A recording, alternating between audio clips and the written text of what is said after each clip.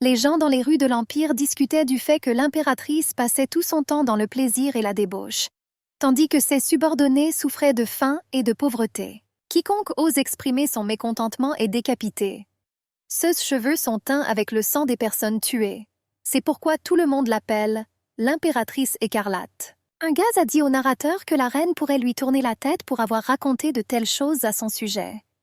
Ensuite, il a demandé de leur amener de belles filles. Son ami a dit qu'il était temps, ajoutant que le vin n'a pas aussi bon goût s'il n'y a pas une jolie fille dans les parages. La femme leur a amené 5 jeunes beautés. Le gars s'est approché d'une fille et a soulevé sa robe. Quand elle s'est indignée, il a dit qu'elle allait bientôt le filmer de toute façon. Il est ensuite passé à une autre fille. Le jeune homme a dit à la femme qu'aujourd'hui il choisissait cette fille. La femme a dit que c'était sa première fois ici. Il a ajouté que ce serait encore plus intéressant. Le blond tenait la fille près de lui et lui disait qu'il serait le premier avec qui elle passerait la nuit.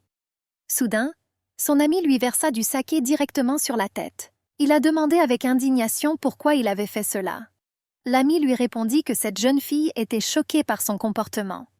Il s'approcha d'elle et lui demanda quel âge elle avait. La jeune fille a répondu qu'elle n'était devenue adulte que récemment. Le type aux cheveux noirs a dit que cet endroit n'était pas pour elle et lui a demandé de partir d'ici. Puis elle lui a attrapé la main et lui a dit qu'elle voulait le servir aujourd'hui.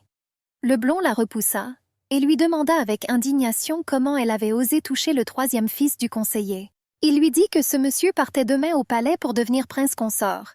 La jeune fille, surprise, demanda au jeune homme si c'était le cas. Le gars a répondu que son ami avait raison et que demain il serait choisi comme impératrice.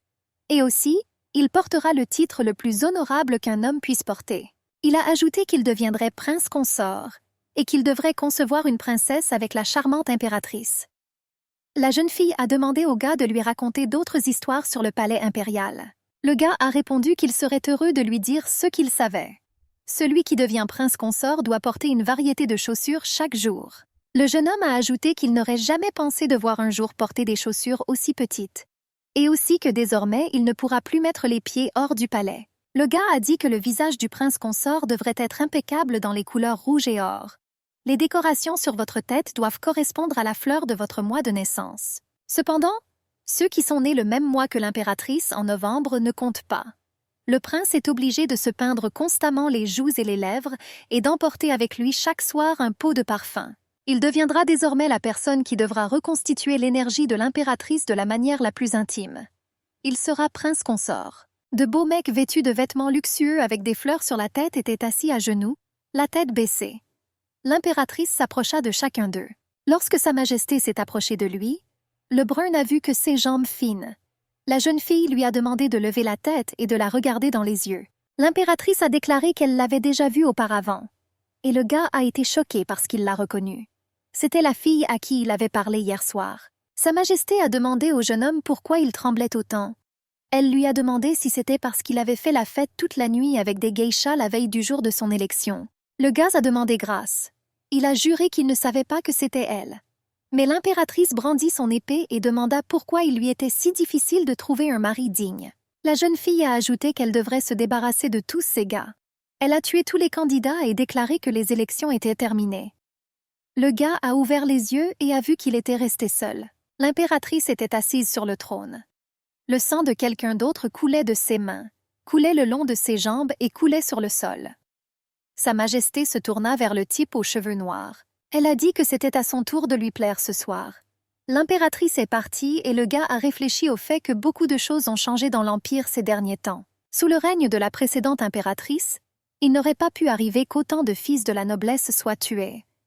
Le gars a compris que s'il la contrariait d'une manière ou d'une autre, il serait immédiatement tué. En voyant son corps nu, l'impératrice allongée dans la baignoire a déclaré qu'hier il était plus réservé, affirmant qu'elle était trop jeune pour de telles activités. Mais un peu plus tard, après leur conversation, il fit ce qu'elle voulait. Le jeune homme s'est encore une fois excusé auprès de Sa Majesté pour ce qui s'est passé ce soir. La fille a dit que tout allait bien et lui a demandé s'il pouvait recommencer si elle le choisissait comme mari. Le gars a répondu que c'était son devoir. Il ajouta qu'il était obligé de lui donner une princesse qui lui succéderait comme une impératrice. Ces mots ont touché ses souvenirs. Elle avait déjà entendu cette phrase tant de fois. Chacun des princes candidats précédents a promis de lui donner une princesse. L'impératrice se leva du bain et demanda pourquoi ils disaient tous la même chose. Ensuite, elle a déclaré qu'il n'y avait qu'une seule personne capable de diriger ces terres. Et cette personne, c'est elle. Le gars s'est immédiatement souvenu de l'histoire de l'homme. L'histoire raconte comment l'impératrice de leur royaume passe tout son temps dans le plaisir et la débauche, tandis que ses subordonnés souffrent de faim et de pauvreté. Quiconque ose exprimer son indignation est décapité. Ses cheveux sont teints avec le sang des morts. C'est pourquoi tout le monde l'appelle l'impératrice écarlate. Sa Majesté a demandé au gars s'il était impressionné par le fait que ses cheveux soient si rouges. La jeune fille a dit qu'elle était la seule personne dans ce pays à avoir cette couleur de cheveux. Elle a ajouté qu'il y avait du sang dans ses cheveux. Et même si elle les lave ou les trempe dans l'encre, le sang de ceux qu'elle a tués apparaîtra encore et encore. L'impératrice a déclaré qu'elle comprenait qui elle était et qu'elle l'acceptait. Le gars a demandé à l'épargner, mais la fille a encore commis un meurtre. Elle était assise, couverte de sang, lorsque le général est venu vers elle. Sa Majesté lui ordonna de dire à tous les seigneurs que désormais il y aurait des élections tous les jours. La jeune fille a ajouté que peu importe qui ils sont, des niais ou des nobles, tout le monde devrait participer. S'ils ne parviennent pas à faire leurs preuves, ils seront récompensés par l'exécution. Dans la ville, ils ont activement commencé à discuter du fait que l'impératrice avait tué tous les candidats au prince. Un gars a dit que ce n'était pas un empire, mais un gâchis complet. Le deuxième gars a ajouté que cela se produit lorsqu'une femme est au pouvoir. Le premier a dit qu'il supposait que CE serait comme ça lorsque le serpent lancerait la malédiction. Cette malédiction interdisait aux hommes de monter sur le trône. Il a ajouté que la fin de l'empire viendrait bientôt avec une femme sur le trône. Soudain, quelqu'un lui a mis une lame sous le cou, le général. Un a dit au gars que ce serait bientôt sa fin. Il a demandé au gars comment il avait osé insulter l'impératrice. Le général agita son épée. Les deux hommes qui se tenaient à proximité et imploraient grâce sont tombés à genoux et se sont couverts le visage avec leurs mains. Le général. Un a coupé les lèvres du jeune homme avec son épée et il a crié de douleur. Ensuite, le général a déclaré que, bien qu'ils soient stupides et stupides, cela ne les empêche pas d'être sujets de Sa Majesté. Il a ajouté qu'il devrait lui être reconnaissant, puisque Sa Majesté lui a demandé d'être miséricordieux envers les habitants de l'Empire. Mais il a prévenu que s'ils insultaient un membre de la famille régnante, ils perdraient la tête la prochaine fois. Dans la soirée, l'impératrice appela de nouveau le général Ung chez elle. Elle était assise par terre, couverte de sang. La jeune fille a demandé au général de retirer le corps sans vie et ensanglanté de l'homme après elle. Le général Un a déclaré à Sa Majesté que la population était agitée. Et même le Premier ministre a peur d'ouvrir la bouche après avoir perdu son fils bien-aimé. La jeune fille l'a attrapé par les cheveux et lui a demandé comment osait-il lui dire quoi faire. Le général Un dit à l'impératrice que sa vie était désormais entre ses mains. L'impératrice lui demanda comment elle pouvait tuer un homme qui était pour elle comme un frère. La jeune fille lui a demandé de laver le sang de ses mains, et elle a dit que tous les candidats d'hier avaient été choisis par Lord Yeom. Sa Majesté a demandé de lui amener tout homme n'appartenant pas au palais. Elle a ajouté que le statut social n'a pas d'importance. L'impératrice a dit que tout le monde dans ce palais ne voulait qu'une chose, qu'elle perpétue cette maudite famille. Le type aux cheveux verts travaillait à la bibliothèque impériale. Il aimait beaucoup les livres, et était triste que personne dans l'Empire ne veuille les lire. La plupart des habitants de l'Empire ne savaient ni lire ni écrire. Depuis plus d'un an, personne à part lui n'avait franchi le seuil de la bibliothèque. Il craignait qu'elle ne soit fermée. La bibliothécaire cherchait un livre de contes de fées. Et au moment où il l'a trouvé, quelqu'un lui a tiré dessus avec une flèche. Puis, il a vu un jeune homme fuir quelqu'un. Le gars a supplié Sa Majesté de l'épargner, mais elle lui a quand même tiré dessus avec un arc. Le type aux cheveux verts a pris le jeune homme et l'a caché entre les étagères. Ensuite, il a montré au fugitif une sortie secrète de la bibliothèque vers la rue. Et le jeune homme avec une flèche dans l'épaule a remercié son sauveur et lui a demandé de donner son nom. Le bibliothécaire a dit qu'il s'appelait Kanye. Avant de partir, le jeune homme a déclaré qu'il le récompenserait un jour pour son aide. Kanye pensait qu'il n'en aurait pas besoin car il était maintenant un homme mort. Derrière lui, il entendit la voix de l'impératrice. Elle lui a demandé comment il avait osé lui voler son butin. Le gars pensait que ce serait bien de mourir rapidement. Il voulait qu'elle le tue tout de suite, plutôt que de lui infliger une mort douloureuse. La fille a dit qu'il devrait lui faire plaisir avec son sang, à la place de ce type. L'impératrice remarqua que le gars n'avait pas peur d'elle. Elle s'est approchée de lui et lui a dit qu'il était plutôt beau. Alors elle le laisserait vivre pour le moment. Dans les appartements de Sa Majesté, le gars s'est mis à crier lorsque les servantes ont essayé de le déshabiller. L'impératrice ne pouvait pas croire qu'il refusait l'intimité avec elle. Pour la première fois, un homme ne voulait pas coucher avec elle. Elle lui a dit que la plupart des hommes se prosternent volontiers devant elle pour atteindre leurs objectifs. L'impératrice prit son épée et dit qu'elle était vraiment désolée. Elle a ajouté qu'elle pensait qu'il durerait plus longtemps que les autres. Sa Majesté s'est approchée du gars et lui a demandé quels seraient ses derniers mots. Kanye réfléchit un instant et la regarda dans les yeux. Le gars a dit que la peau sous ses yeux avait une couleur sombre prononcée. La jeune fille fut très surprise. Elle ne s'attendait pas à ce qu'il dise exactement cela au lieu du dernier mot. Kanye a déclaré qu'il existe un vieux dicton. L'endroit le plus sombre est directement sous la source de lumière. Le gars a suggéré que les affaires gouvernementales lui prenaient trop de temps. Elle n'a donc pas le temps de s'occuper d'elle-même. L'impératrice a déclaré qu'elle ne se souvenait pas qu'il se disait médecin. Le gars a répondu qu'il avait lu beaucoup de livres sur la médecine pendant toutes ses années de travail à la bibliothèque. Sa Majesté a dit que c'était très intéressant et a demandé ce qu'elle devait faire. Alors qu'elle baissait l'épée, Kanye dit que la réponse était très simple, mais qu'il serait assez difficile de suivre les instructions. Cela intéressa l'impératrice. La bibliothécaire a ajouté que chaque jour, elle aurait besoin de manger une portion de légumes frais et de saumon sauvage, qui contenait le pouvoir de l'aider à résister au débit de la rivière. L'impératrice a ri et a dit qu'il était stupide s'il pensait qu'elle ne pouvait pas se procurer de légumes et de poissons. Puis Kanye a déclaré que les gens n'ont aucun pouvoir sur les lois de la nature.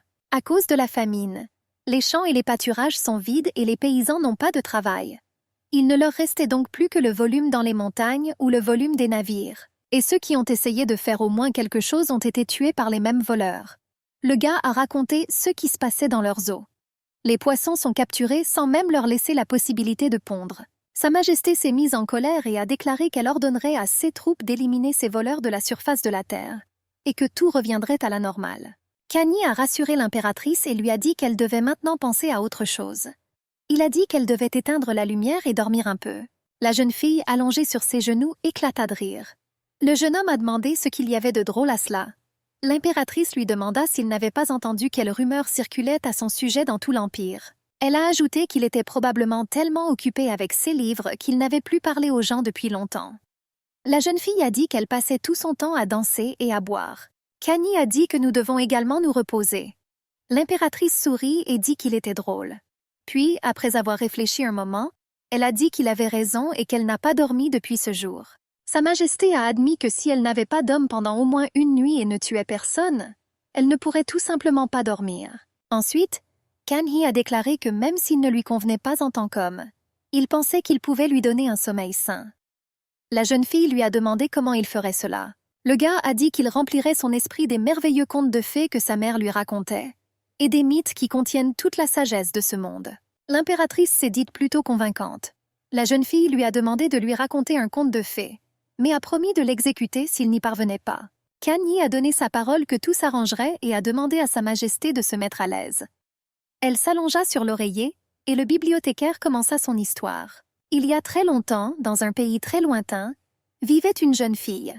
Elle gagnait sa vie en collectant des fruits de mer et en les vendant aux villageois. C'était une excellente pêcheuse. Personne ne pouvait se comparer à elle en matière de pêche. Mais personne n'aurait pu imaginer que la jeune fille comprenait le langage des poissons. Et puis, un jour, alors qu'elle nageait, elle fut témoin d'une scène insolite. 2 sirènes se battaient. Leurs voix aiguës traversaient l'eau. La jeune fille a décidé d'aider l'homme qui était battu et a effrayé l'autre. Mais soudain, elle s'est sentie mal parce qu'elle était restée trop longtemps dans l'eau. Elle pensait que c'était déjà la fin et qu'elle resterait pour toujours dans les abysses de la mer. Mais, ouvrant les yeux, la jeune fille vit qu'elle était allongée sur le rivage. Devant elle, elle vit un triton aux cheveux verts qui la sauva. Il s'allongea sur elle et ouvrit la bouche.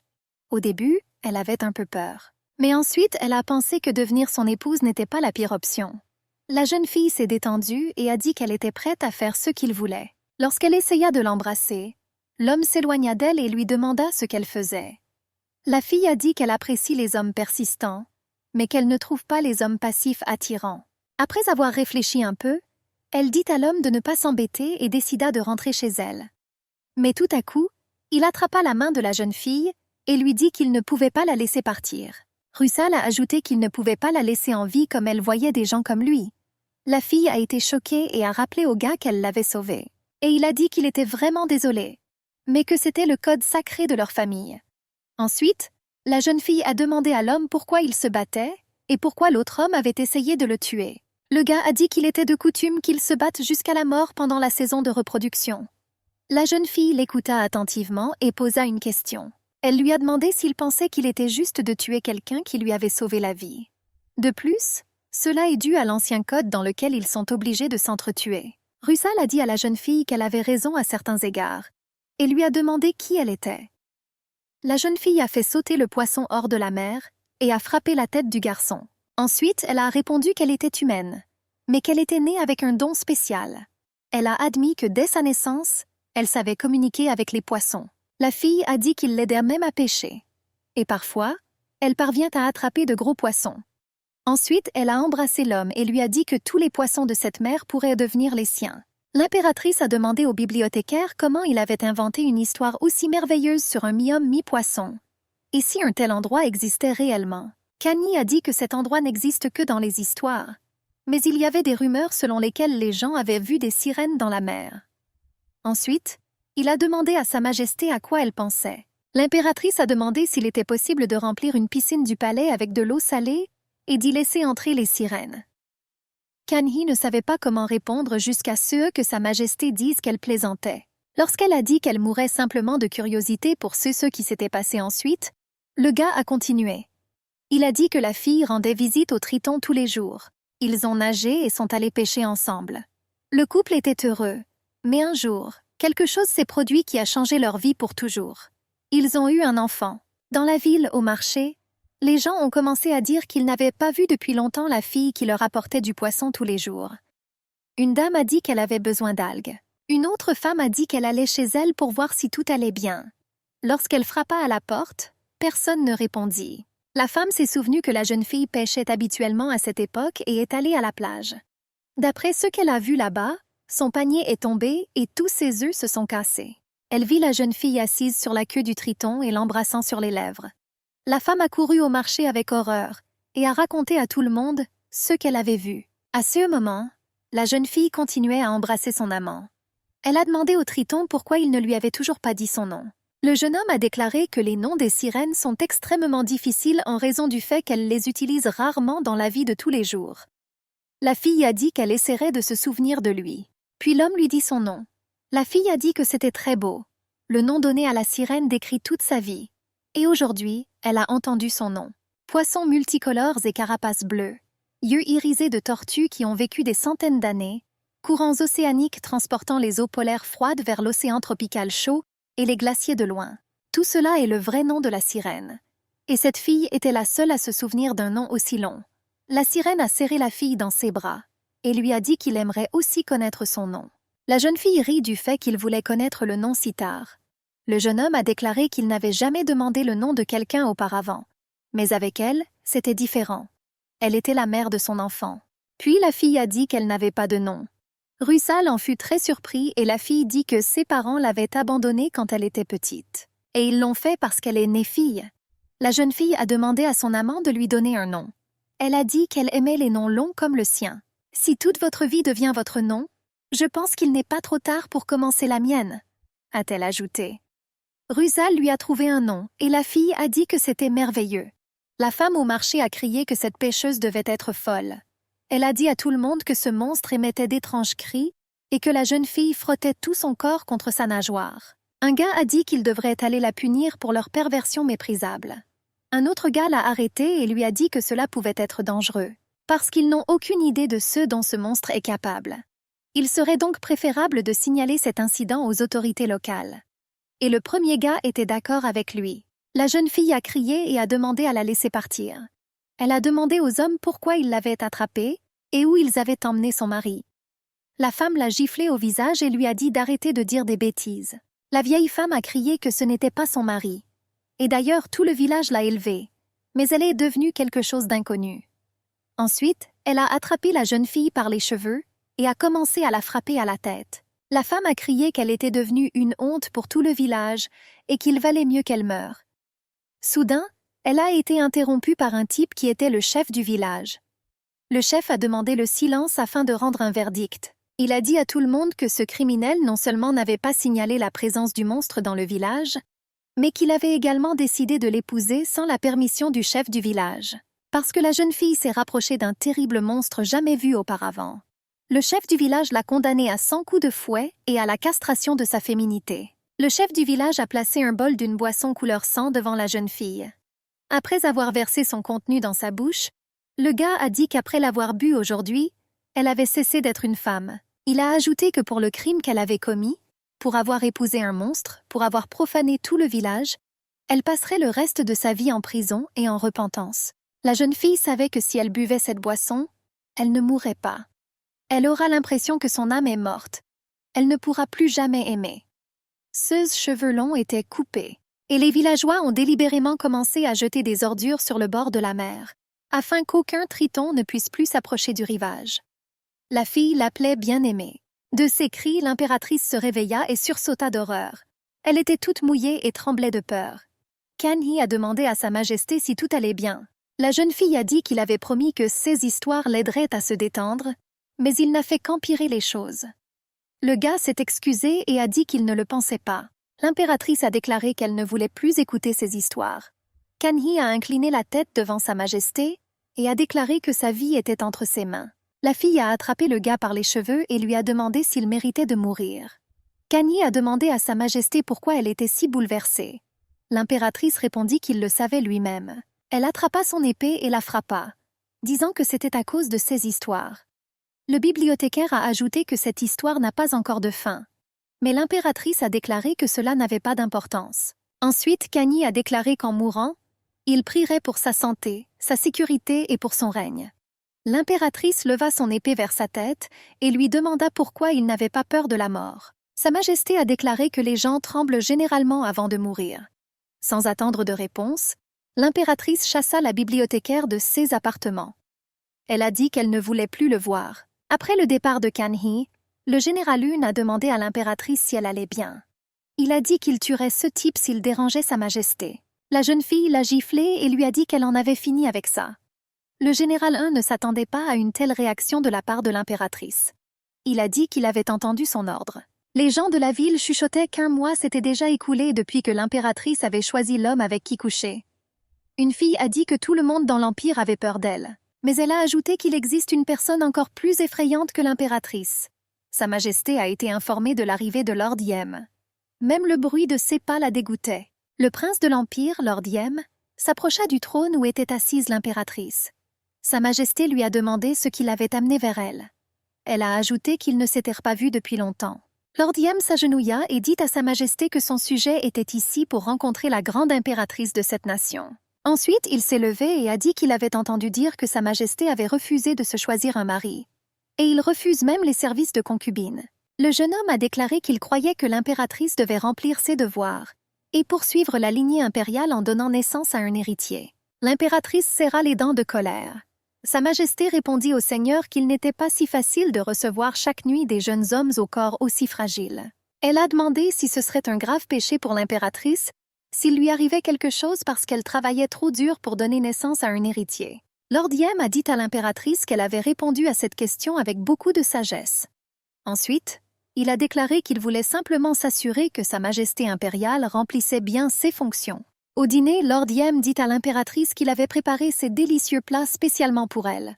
Et ce saumon est considéré comme un mets délicat provenant des rivières du Sud. L'impératrice s'est immédiatement souvenue du type aux cheveux verts de la bibliothèque qui lui avait parlé du poisson. La jeune fille s'est immédiatement réprimandée pour de telles pensées. Lorsque Lord Yem a proposé à boire à Sa Majesté, tout le monde a levé son verre de saké et a crié « Vive l'impératrice !» La jeune fille regarda le Seigneur qui avait du sang qui coulait de sa bouche. Tout le monde a commencé à crier qu'il avait été empoisonné et a appelé un médecin. L'impératrice sourit silencieusement et continua à boire du saké. Lord Yem a déclaré à l'impératrice qu'un spectacle de marionnettes avait été préparé spécialement pour elle. Et la jeune fille s'est rendue compte que tout cela n'était que son imagination. L'impératrice était un peu contrariée, même si elle comprenait qu'il ne tomberait jamais dans un tel piège. Elle a donc décidé d'arrêter de penser à l'impossible. La représentation a commencé. Le premier python, dieu des rivières, est sorti. Le narrateur a commencé l'histoire. Lorsque le premier empereur de l'Empire entreprit la construction de la capitale, Il tua un python qui vivait à l'emplacement du futur palais. En mourant, le python envoya une malédiction sur l'Empire qui se lit comme suit. Si quelqu'un s'empare du trône impérial, l'Empire tombera. Lorsque l'empereur tomba malade et était déjà sur son lit de mort, l'impératrice nomma la princesse héritière du trône. Depuis lors, les impératrices ont continué à régner sur l'Empire Cha. Les impératrices régnaient avec sagesse et habileté, dissipant lentement les inquiétudes du peuple et gagnant leur cœur. « Vive l'impératrice !» crièrent les acteurs. Sa Majesté a applaudi et a déclaré que c'était une performance magnifique et un plaisir à regarder. Seule l'impératrice ajouta qu'il la flattait beaucoup.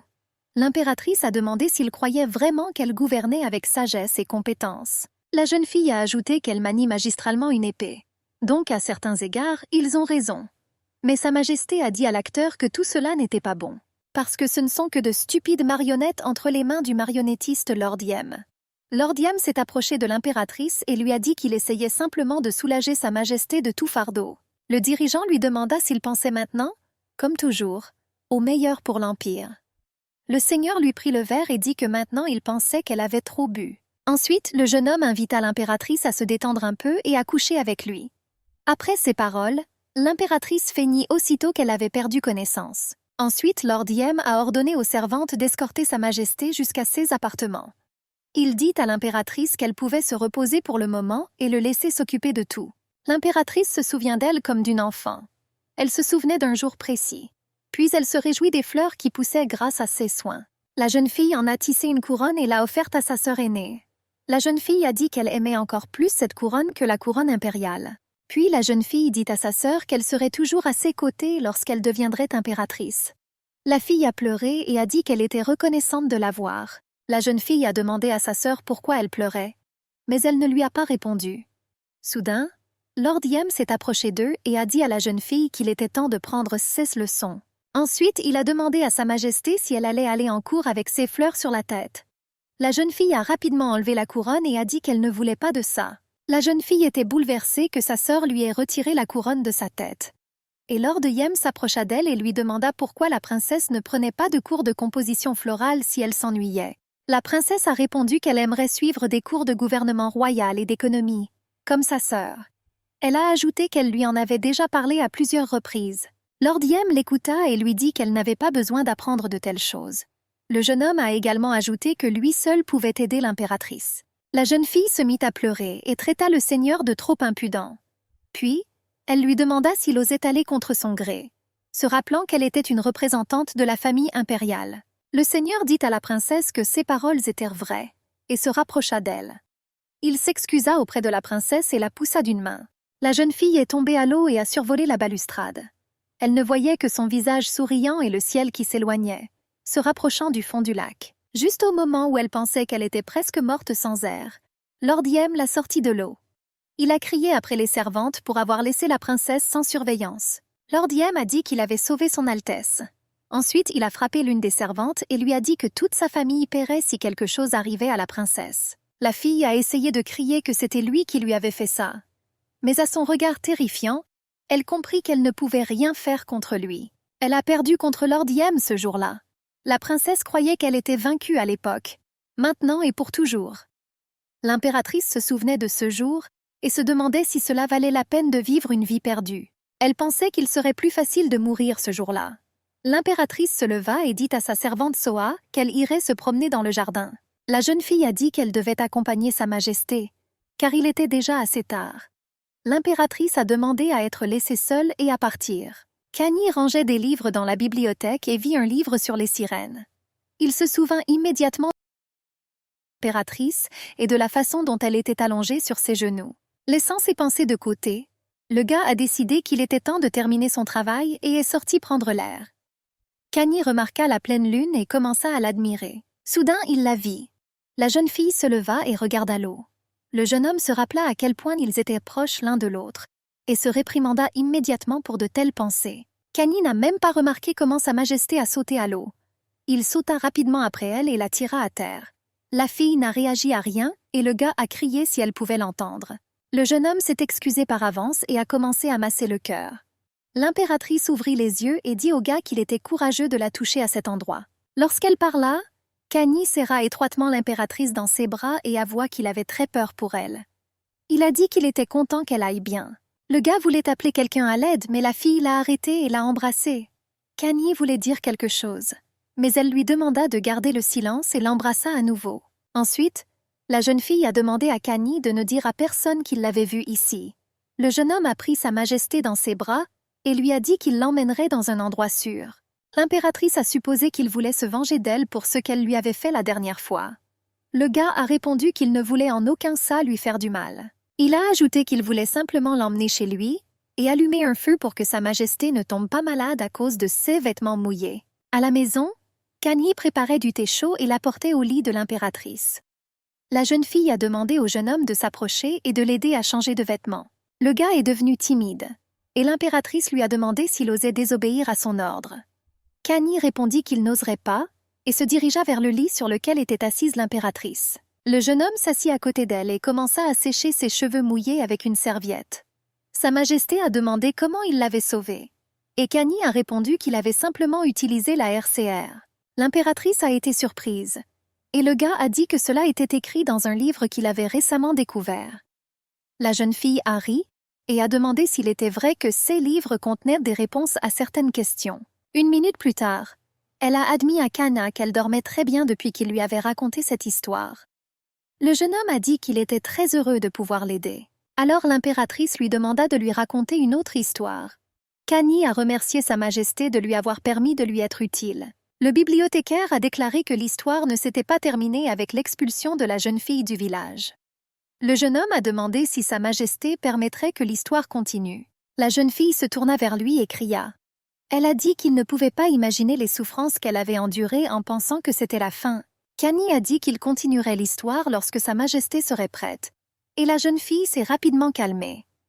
Ensuite, il lui a demandé de fermer les yeux et de se concentrer sur sa voix. La jeune fille s'est allongée sur le lit et a dit qu'elle ne pouvait pas se détendre car elle avait encore froid.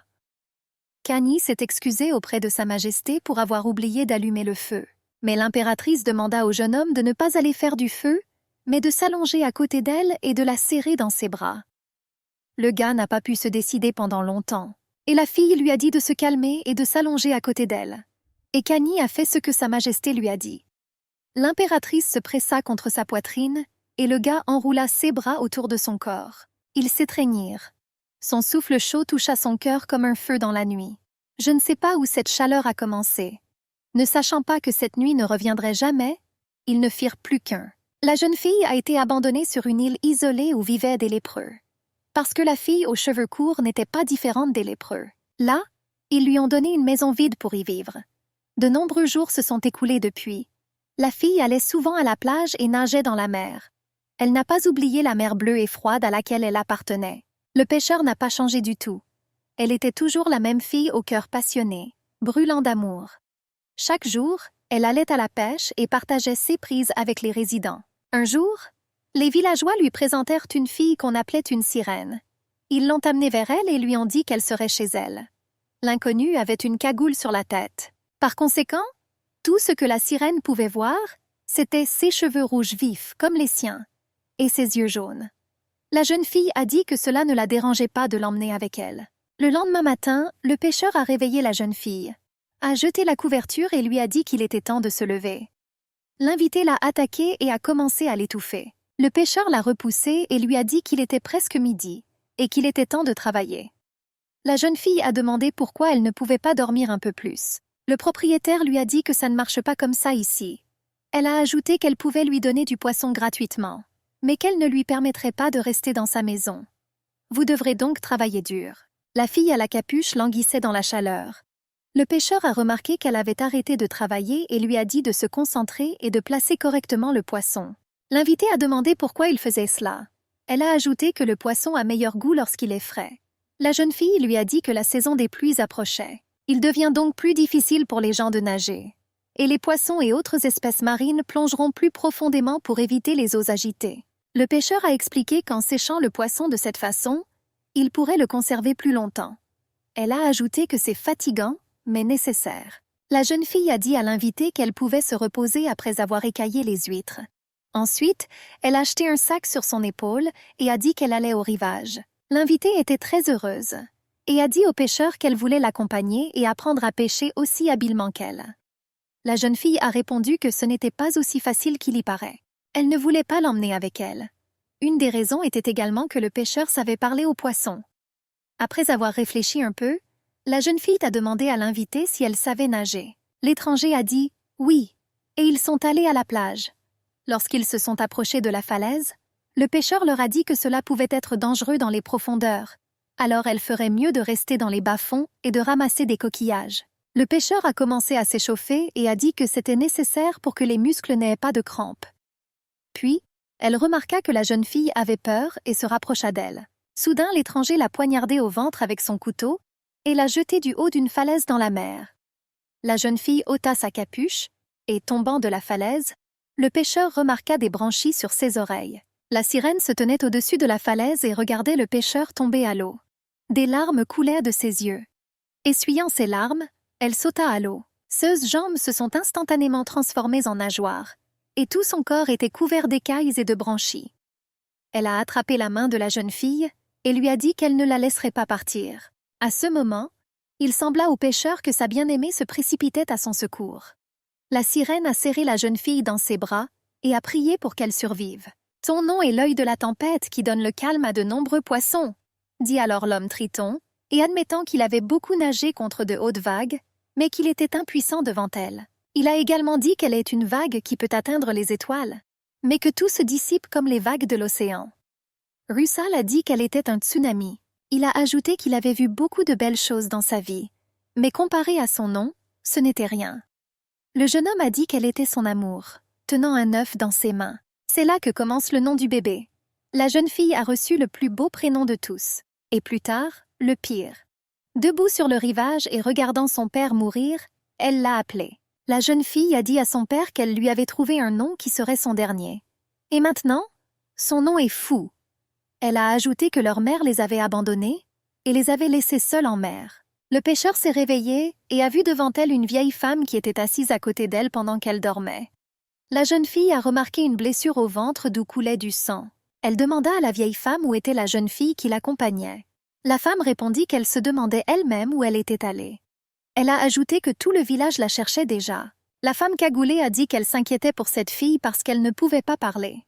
Le pêcheur fut très surpris d'apprendre cela. Après tout, elle comprenait tout ce que cette fille lui disait. Et la vieille dame a dit que la jeune fille ne pouvait qu'émettre des sons et ne prononcer aucun mot. Lorsque la jeune fille réalisa qu'elle était la seule à comprendre l'étranger, elle sortit en courant de la maison en disant à la vieille femme qu'elle devait partir. Une femme a tenté d'arrêter un pêcheur qui saignait d'une blessure au ventre.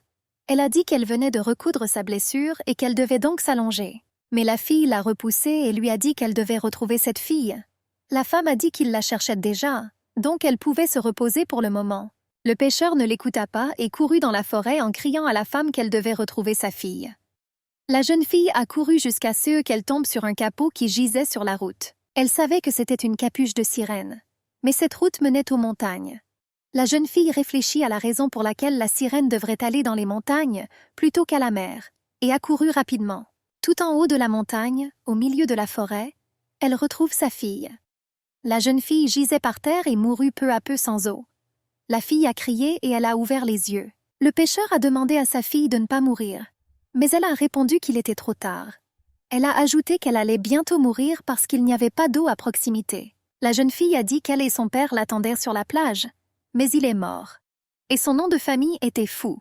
Elle a dit que c'était devenu son prénom. Ensuite, la sirène a admis qu'elle la cherchait pour la tuer. Mais, comme le disait son père, elle ne pouvait s'empêcher de tomber amoureuse d'elle. Elle a dit « désolée » et a ajouté que c'était son nom de famille. La sirène ferma les yeux et sa mère dit que son prénom n'était pas stupide.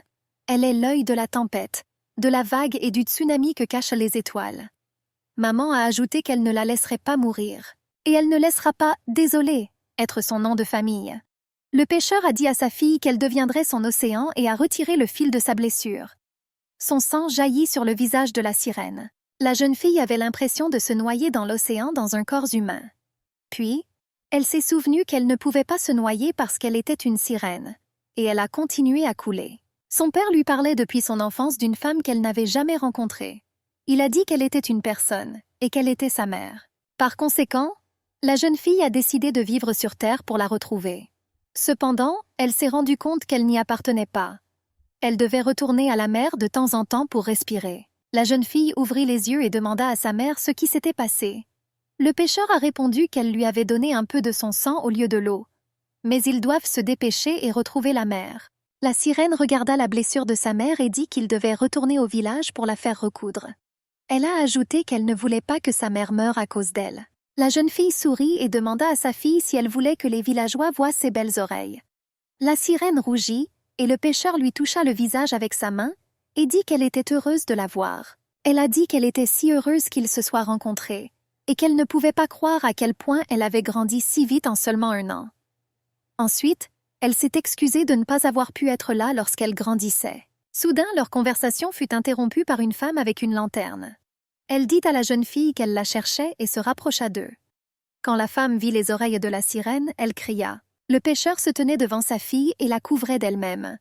Elle a demandé à la femme de ne pas toucher la jeune fille. La femme a demandé pourquoi elle protégeait ce monstre. La jeune fille a dit à la femme de ne pas trop s'approcher d'eux. Ensuite, elle tendit la main à sa fille et lui dit de la suivre. Ils coururent vers la falaise, se tenant la main et sautèrent à l'eau. Ils ont tous deux fait un rêve dans lequel ils nagèrent dans la mer comme des sirènes. Et peu à peu, ils s'y fondirent. Kani vit que des larmes coulaient sur la joue de l'impératrice de ses yeux fermés. Ils furent tous deux surpris par un coup soudain à la porte. Quelqu'un a crié qu'ils allaient enfoncer les portes s'ils ne lui ouvraient pas. Le jeune homme sortit, ferma la porte et se plaça devant elle. Le général 1 mit son épée sous son cou et demanda où était l'impératrice. Il a ajouté qu'il savait qu'il l'avait. L'impératrice s'approcha d'eux et le général 1, accompagné de ses subordonnés, tomba à genoux devant elle. Sa Majesté a demandé comment ils avaient osé la réveiller. La servante Soa s'accrocha à l'impératrice et dit qu'elle était très inquiète pour elle. Le général 1 s'est excusé d'avoir dérangé Sa Majesté. En partant, l'impératrice demande au bibliothécaire s'il sait qui elle estimate le gars aux cheveux verts. A dit que Sa Majesté est la grande impératrice, la dirigeante de tous les royaumes. La jeune fille a dit qu'il avait raison, et la plupart des gens la connaissent comme l'impératrice. Mais ses proches serviteurs la connaissent sous un nom différent. Maid Soha et le général 1 regardèrent l'impératrice. L'impératrice s'approcha du jeune homme et lui murmura son nom à l'oreille. Irian. Elle toucha son visage avec sa main et dit à Kani de venir à son palais demain. Le jeune homme s'inclina et dit que son décret impérial serait exécuté. Le bibliothécaire a ajouté que c'était un grand honneur pour lui et que l'impératrice est partie avec ses subordonnés. Le lendemain matin, lorsque Kani arriva au palais, il était vêtu d'une robe élégante et des fleurs écarlates étaient tressées dans ses cheveux. Pendant que Soa se coiffait, le général 1 se tenait à côté d'eux et regardait. Le jeune homme demanda ce qu'il faisait ici s'il n'était que le gardien de la bibliothèque royale. Le général 1 a dit qu'il avait tort, car il est désormais l'époux de l'impératrice. Kani fut choqué et le général 1 dit qu'il devrait être flatté et reconnaissant que l'impératrice ait choisi une personne aussi nulle que lui. Et aussi, comportez-vous comme il convient au titre. Ensuite, le général dit qu'il devait escorter le seigneur Kanya jusqu'au palais impérial. Et il a ajouté qu'il pouvait le contacter à tout moment si nécessaire. Le général 1 a lu l'ordre, qui stipulait que l'impératrice avait généreusement doté M. Kani du palais Wisteria. Le général a dit au jeune homme que désormais il n'habitait plus dans sa résidence actuelle à côté de la bibliothèque. Aujourd'hui, sa nouvelle résidence est le Wisteria Palace. Kani a demandé avec surprise qui s'occuperait de la bibliothèque s'il n'était plus là. Le type a ajouté qu'il contient des livres précieux conservés depuis des générations. Le général 1 a déclaré qu'il n'y avait pas lieu de s'inquiéter et a montré les servantes. Kani a vu les filles qui étaient fatiguées de devoir porter autant de lourdes piles de livres. Quand le gars a vu ces livres, il s'est immédiatement précipité vers eux et a pressé plusieurs livres contre lui. La servante demanda au maître de confier les livres aux servantes afin qu'il ne tâche pas sa tenue. Ensuite, la jeune fille a dit qu'elle s'appelait Soa, et Sa Majesté lui a ordonné d'être avec le maître et prendre soin de lui pendant qu'il était ici. Lorsque Kani entra dans son nouveau palais, il ne pouvait pas croire que tout cela lui arrivait. Il n'avait jamais entendu parler du Wisteria Palace auparavant, mais maintenant il vivra ici. Une fois installé, le jeune homme réfléchit au moment où Sa Majesté l'appellerait. Son doux rire et la façon dont ils s'allongeaient dans les bras l'un de l'autre lui manquaient tellement. Soudain, on frappa à la porte de son appartement. La servante Soka a informé M. Kani qu'un invité Elle a également préparé des boissons pour qu'il puisse régaler l'invité. Kani fut très surpris qu'un invité vienne vers lui. En sortant dans le jardin, il y aperçut Monsieur Yem. Le jeune homme eut un peu peur, mais ensuite il se ressaisit et s'inclina devant lui. Le bibliothécaire a déclaré qu'il était honoré de rencontrer Lord Yem en personne. Il n'y a personne dans ce palais qui ne sache qui est Monsieur Yem. Le gars pensait que ne pas le reconnaître serait une énorme erreur. Mais il avait une question. Pourquoi est-il venu ici? La défunte impératrice était la sœur aînée de l'impératrice actuelle. Elle est morte dans des circonstances mystérieuses, ou plutôt elle a été tuée. Par conséquent, Monsieur Yem dirigeait l'Empire en tant que prince régent avant que l'impératrice ne monte sur le trône. À cette époque, le seigneur était un dirigeant fort et cruel. Et personne, pas même l'impératrice, n'osera désormais s'opposer à lui. Lord Yem prit la main de Monsieur Kanya et lui dit de se redresser. Monsieur Yem a ajouté qu'en le regardant, il voit une fleur qui n'a pas encore fleuri, et une personne qui n'est encore capable de rien. C'est comme s'il se regardait lui-même, qui entrait pour la première fois dans le palais. Lord Yem a demandé aux servantes de les laisser tranquilles et a dit à Kani que le palais Wisteria avait été construit pour sa défunte impératrice. Ensuite, il a déclaré qu'en tant que nouveau propriétaire de ce palais, Monsieur Kani devrait se comporter de manière appropriée et le frapper dans le dos avec un éventail plié pour le faire se redresser. Le seigneur a ajouté que Monsieur Kani ne devrait pas baisser la tête devant ses inférieurs. Monsieur Yem a demandé comment il divertissait l'impératrice, avec de la danse, de la musique ou des arts martiaux. Kani a répondu qu'il n'était très bon dans aucune des choses qu'il a mentionnées. Le seigneur sourit et dit qu'il devait être doué pour plaire aux femmes. Lorsque Kani a répondu qu'il était vierge, Yem a été très surpris. Il a dit « Est-il possible que l'impératrice n'ait pas encore couché avec lui ?» Ensuite, Lord Yem a demandé avec colère au jeune homme comment il avait réussi à le faire à ce moment-là. Kani a répondu qu'il divertissait Sa Majesté avec de délicieuses histoires qu'il avait lues dans des livres. Lord Yem a ri en entendant cette réponse. Il a décidé que le bibliothécaire mentait et essayait de lui cacher quelque chose. Mais il a dit au jeune homme que les histoires sont drôles. Puis Kani a demandé au maître s'il aimait aussi écouter des histoires. Le gars a recommandé au seigneur de visiter la bibliothèque lorsqu'il a du temps libre. Lord Yem s'est approché et lui a dit à l'oreille qu'il n'y avait que deux types de personnes.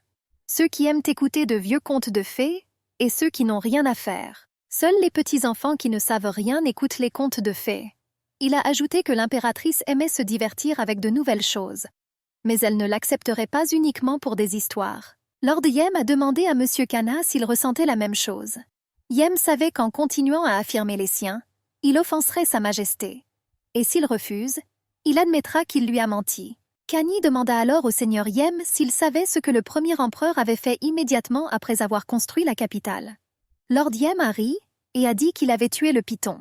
Kani a continué et a déclaré que le premier empereur avait tué le python, dieu des rivières. Lorsque le python mourut, il jeta une malédiction.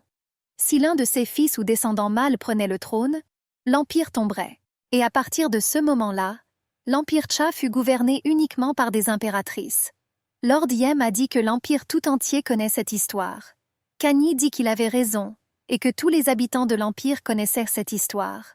Les nobles, les marchands, les ouvriers, les domestiques ainsi que les petits-enfants la connaissent. Bien qu'elles ne soient pas visibles à l'œil nu, les histoires ont connecté le cœur des gens. Avec des mots doux comme les boutons des fleurs de glycine et des lettres au sens aussi profond que ce lac. Kani a ajouté que l'impératrice connaît la valeur de ces histoires. Alors elle l'écoute. Kani savait qu'en réfutant les paroles du Seigneur, il offenserait la perspicacité de l'impératrice. Et ayant reconnu ces paroles, il sera contraint d'abandonner les siennes. Yem réalisa qu'il était tombé dans son propre piège. Voyant l'impératrice courir vers eux, il s'inclina devant le seigneur Kanya et dit qu'il croyait qu'il deviendrait un digne propriétaire du palais Wisteria, mais seulement s'il fait attention. L'impératrice accourut et se plaça devant le seigneur, couvrant Kani d'elle-même. Sa Majesté a demandé à Monsieur Yem ce qu'il faisait ici. Lord Yem s'inclina devant l'impératrice et dit qu'il voulait présenter à Monsieur Kani les voies du palais Wisteria, en tant qu'ancien propriétaire. Ensuite, il s'est détourné et a dit qu'il devait y aller. Avant de partir, Monsieur Yem a demandé à Kana s'il connaissait l'expression « tigre accroupi, dragon caché ».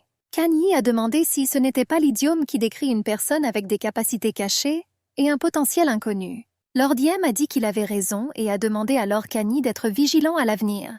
« Parce que dès que tu te détourneras, tu seras détruit », pensa-t-il en souriant sournoisement. Après le départ de Lord Diem, l'impératrice a demandé de quoi il parlait. Kani a répondu que Lord Diem lui avait donné un conseil sur la vie au palais Wisteria. L'impératrice se mit en colère et lui demanda pourquoi il la prenait pour une idiote. Irian a demandé de lui dire la vérité. Kanhi pensait que, dans un sens, c'était vrai. La jeune fille lui prit le menton avec sa main et lui demanda pourquoi il ne la regardait pas dans les yeux. Le jeune homme s'excusa et l'impératrice le laissa partir et se détourna. Elle supposait que Lord Diem utilisait ses paroles et les siennes comme appât pour le provoquer. Kanhi a dit que M. Yem le traitait bien, mais Irian a dit que ce n'était pas le cas. Et c'est pourquoi elle lui a offert ce palais. La jeune fille a ajouté que sa façon de parler est très similaire à celle de l'ancien propriétaire de ce palais. Kanhi a demandé à Sa Majesté avec surprise si M. Yem n'était pas l'ancien propriétaire du Wisteria Palace. Irian a répondu qu'il n'était pas le véritable propriétaire. Elle a raconté au jeune homme combien de fois elle et sa sœur couraient ici pour échapper à tout le monde et admirer les étoiles. Il pourrait parler longtemps sur différents sujets. La petite Irian a montré les étoiles à sa sœur et lui a dit que si vous les connectez, vous obtiendrez quelque chose de similaire à un éventail. Ma sœur a dit que c'était vraiment merveilleux. Mais soudain, Irian devint triste. Lorsque sa sœur lui a demandé ce qui s'était passé, elle a répondu que l'éventail lui rappelait M. Yem. Il a toujours un éventail avec lui et cache son visage derrière. La jeune fille a admis qu'il lui avait donné la chair de poule. Puis sa sœur lui a dit que peu importe la beauté du ciel nocturne, cela ne sert à rien si les yeux sont fermés. Irian a demandé à sa sœur ce qu'elle voulait dire.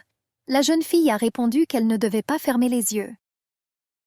C'est seulement alors que l'on peut voir quelque chose de bon chez les gens. Il n'est pas nécessaire de détester ceux qui essaient simplement de briller comme les stars et de se faire un nom.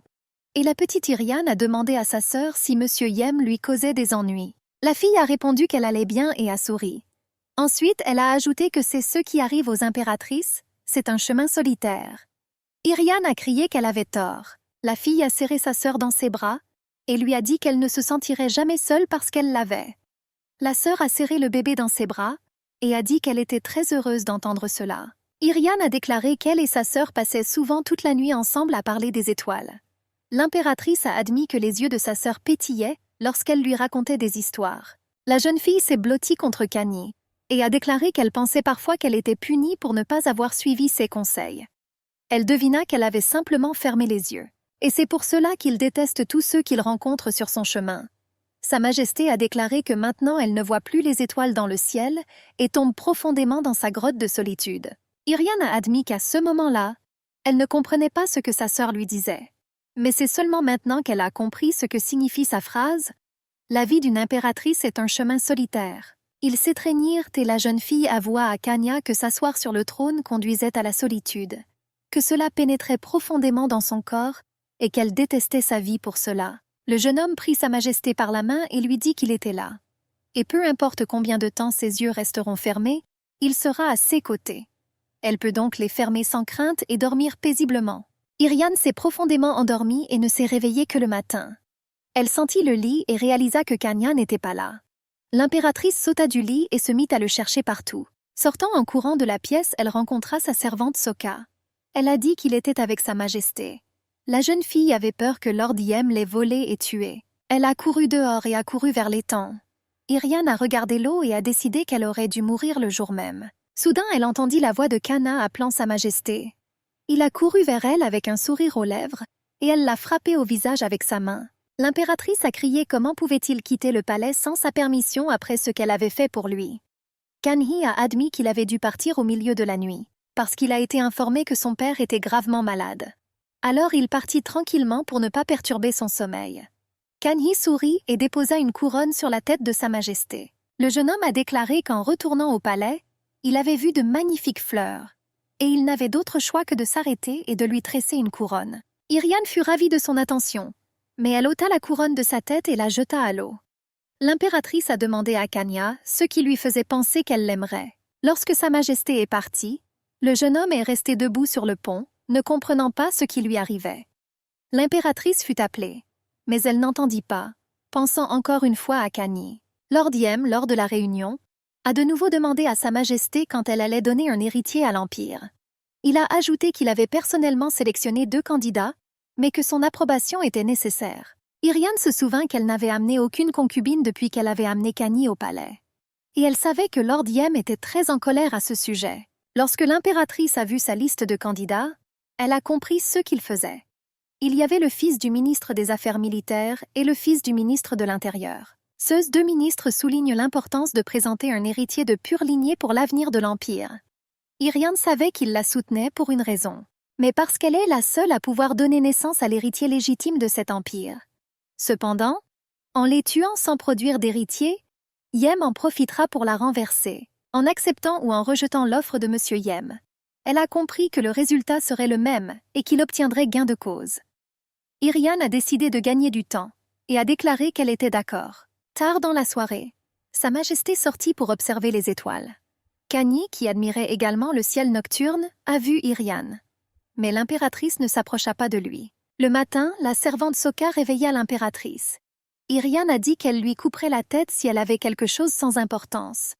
Sokka rapporta que des concubines étaient arrivées auprès de Sa Majesté. Le blond a dit qu'il s'appelait Song. Et l'homme aux cheveux noirs se présenta à Ko. La jeune fille se souvint qu'il s'agissait des mêmes fils de ministres dont Lord Yem lui avait parlé hier. Irian regarda leurs mains féminines et se souvint de Kani. Ces mains étaient fortes et courageuses. Ils sont aussi grands et chaleureux. Kani était beaucoup plus intelligente que ceux qu'elle avait rencontrés auparavant. Son attitude respirait la confiance, contrairement à ces deux-là. Et la façon dont il la regarde avec ses yeux dorés, il semblait qu'il n'avait rien à craindre dans ce monde. Lorsque les jeunes hommes appelèrent à nouveau Sa Majesté, l'impératrice leur demanda s'ils étaient appréciés au palais. Le rêve répondait que la vie au palais était plus que confortable. Ako a ajouté qu'ils étaient ici depuis plusieurs jours et qu'ils n'avaient pas pu rencontrer Sa Majesté. Irian était surprise car elle ne le savait même pas. L'impératrice demanda ce qu'elle pouvait faire pour eux. Dream a demandé pourquoi un jeune homme nommé Kanhee vivait au Wisteria Palace. Ko demanda pourquoi un homme bien inférieur à eux avait reçu ce palais. Il a ajouté que cela pourrait perturber la hiérarchie des gens de la cour intérieure. Sa Majesté s'est mise en colère et a déclaré qu'elle avait parfaitement le droit de décider qui devait donner quel palais, tout comme décider de leur sort. Irian se demandait si elle devait les tuer maintenant, mais ensuite, elle se souvint de Lord Yem et appela le général Hun. Elle lui a dit qu'elle donnait le palais des orchidées à concubine Son et le palais des chrysanthèmes à concubine Kao. Les jeunes hommes étaient heureux. Mais Ko a demandé quoi faire du Wisteria Palace. Puis l'impératrice ajouta qu'à leur arrivée au palais, plus d'or et de bijoux y seraient livrés qu'ils n'en avaient jamais vu. Les concubines remercièrent Sa Majesté pour sa générosité et quittèrent ses appartements. La concubine Ko a demandé à son ami où il allait maintenant. Song a déclaré qu'il souhaitait jeter un œil au palais. Alors Ko dit que lui aussi irait à son palais. Et Song a dit qu'il n'était pas intéressé par son palais, parce qu'il allait au palais Wisteria. Kani était allongé dans ses appartements et lisait un livre. Comment vivait autrefois un jeune homme? Cet homme se tenait face à face avec un énorme python. Il l'a tué courageusement. Après la mort du python, la paix est revenue dans le pays. Mais lorsque le jeune homme frappa le python avec son épée, il fit plus que simplement le tuer. Il a trahi l'amour du python pour lui. Python est tombé amoureux de cet homme. Malgré son amour, le jeune homme l'a quand même tué par colère. Python a donné à ses cheveux la couleur du sang qu'il avait versé. La même chose que les fleurs de myrte crêpe. Kani pensait qu'il rougissait comme ces fleurs de myrte crêpe. Il ne pouvait pas aider Irian, mais il ne cessait de penser à elle. Soudain, la servante Sokka interrompit ses tristes pensées et dit qu'elle avait apporté au maître des cadeaux d'autres concubines.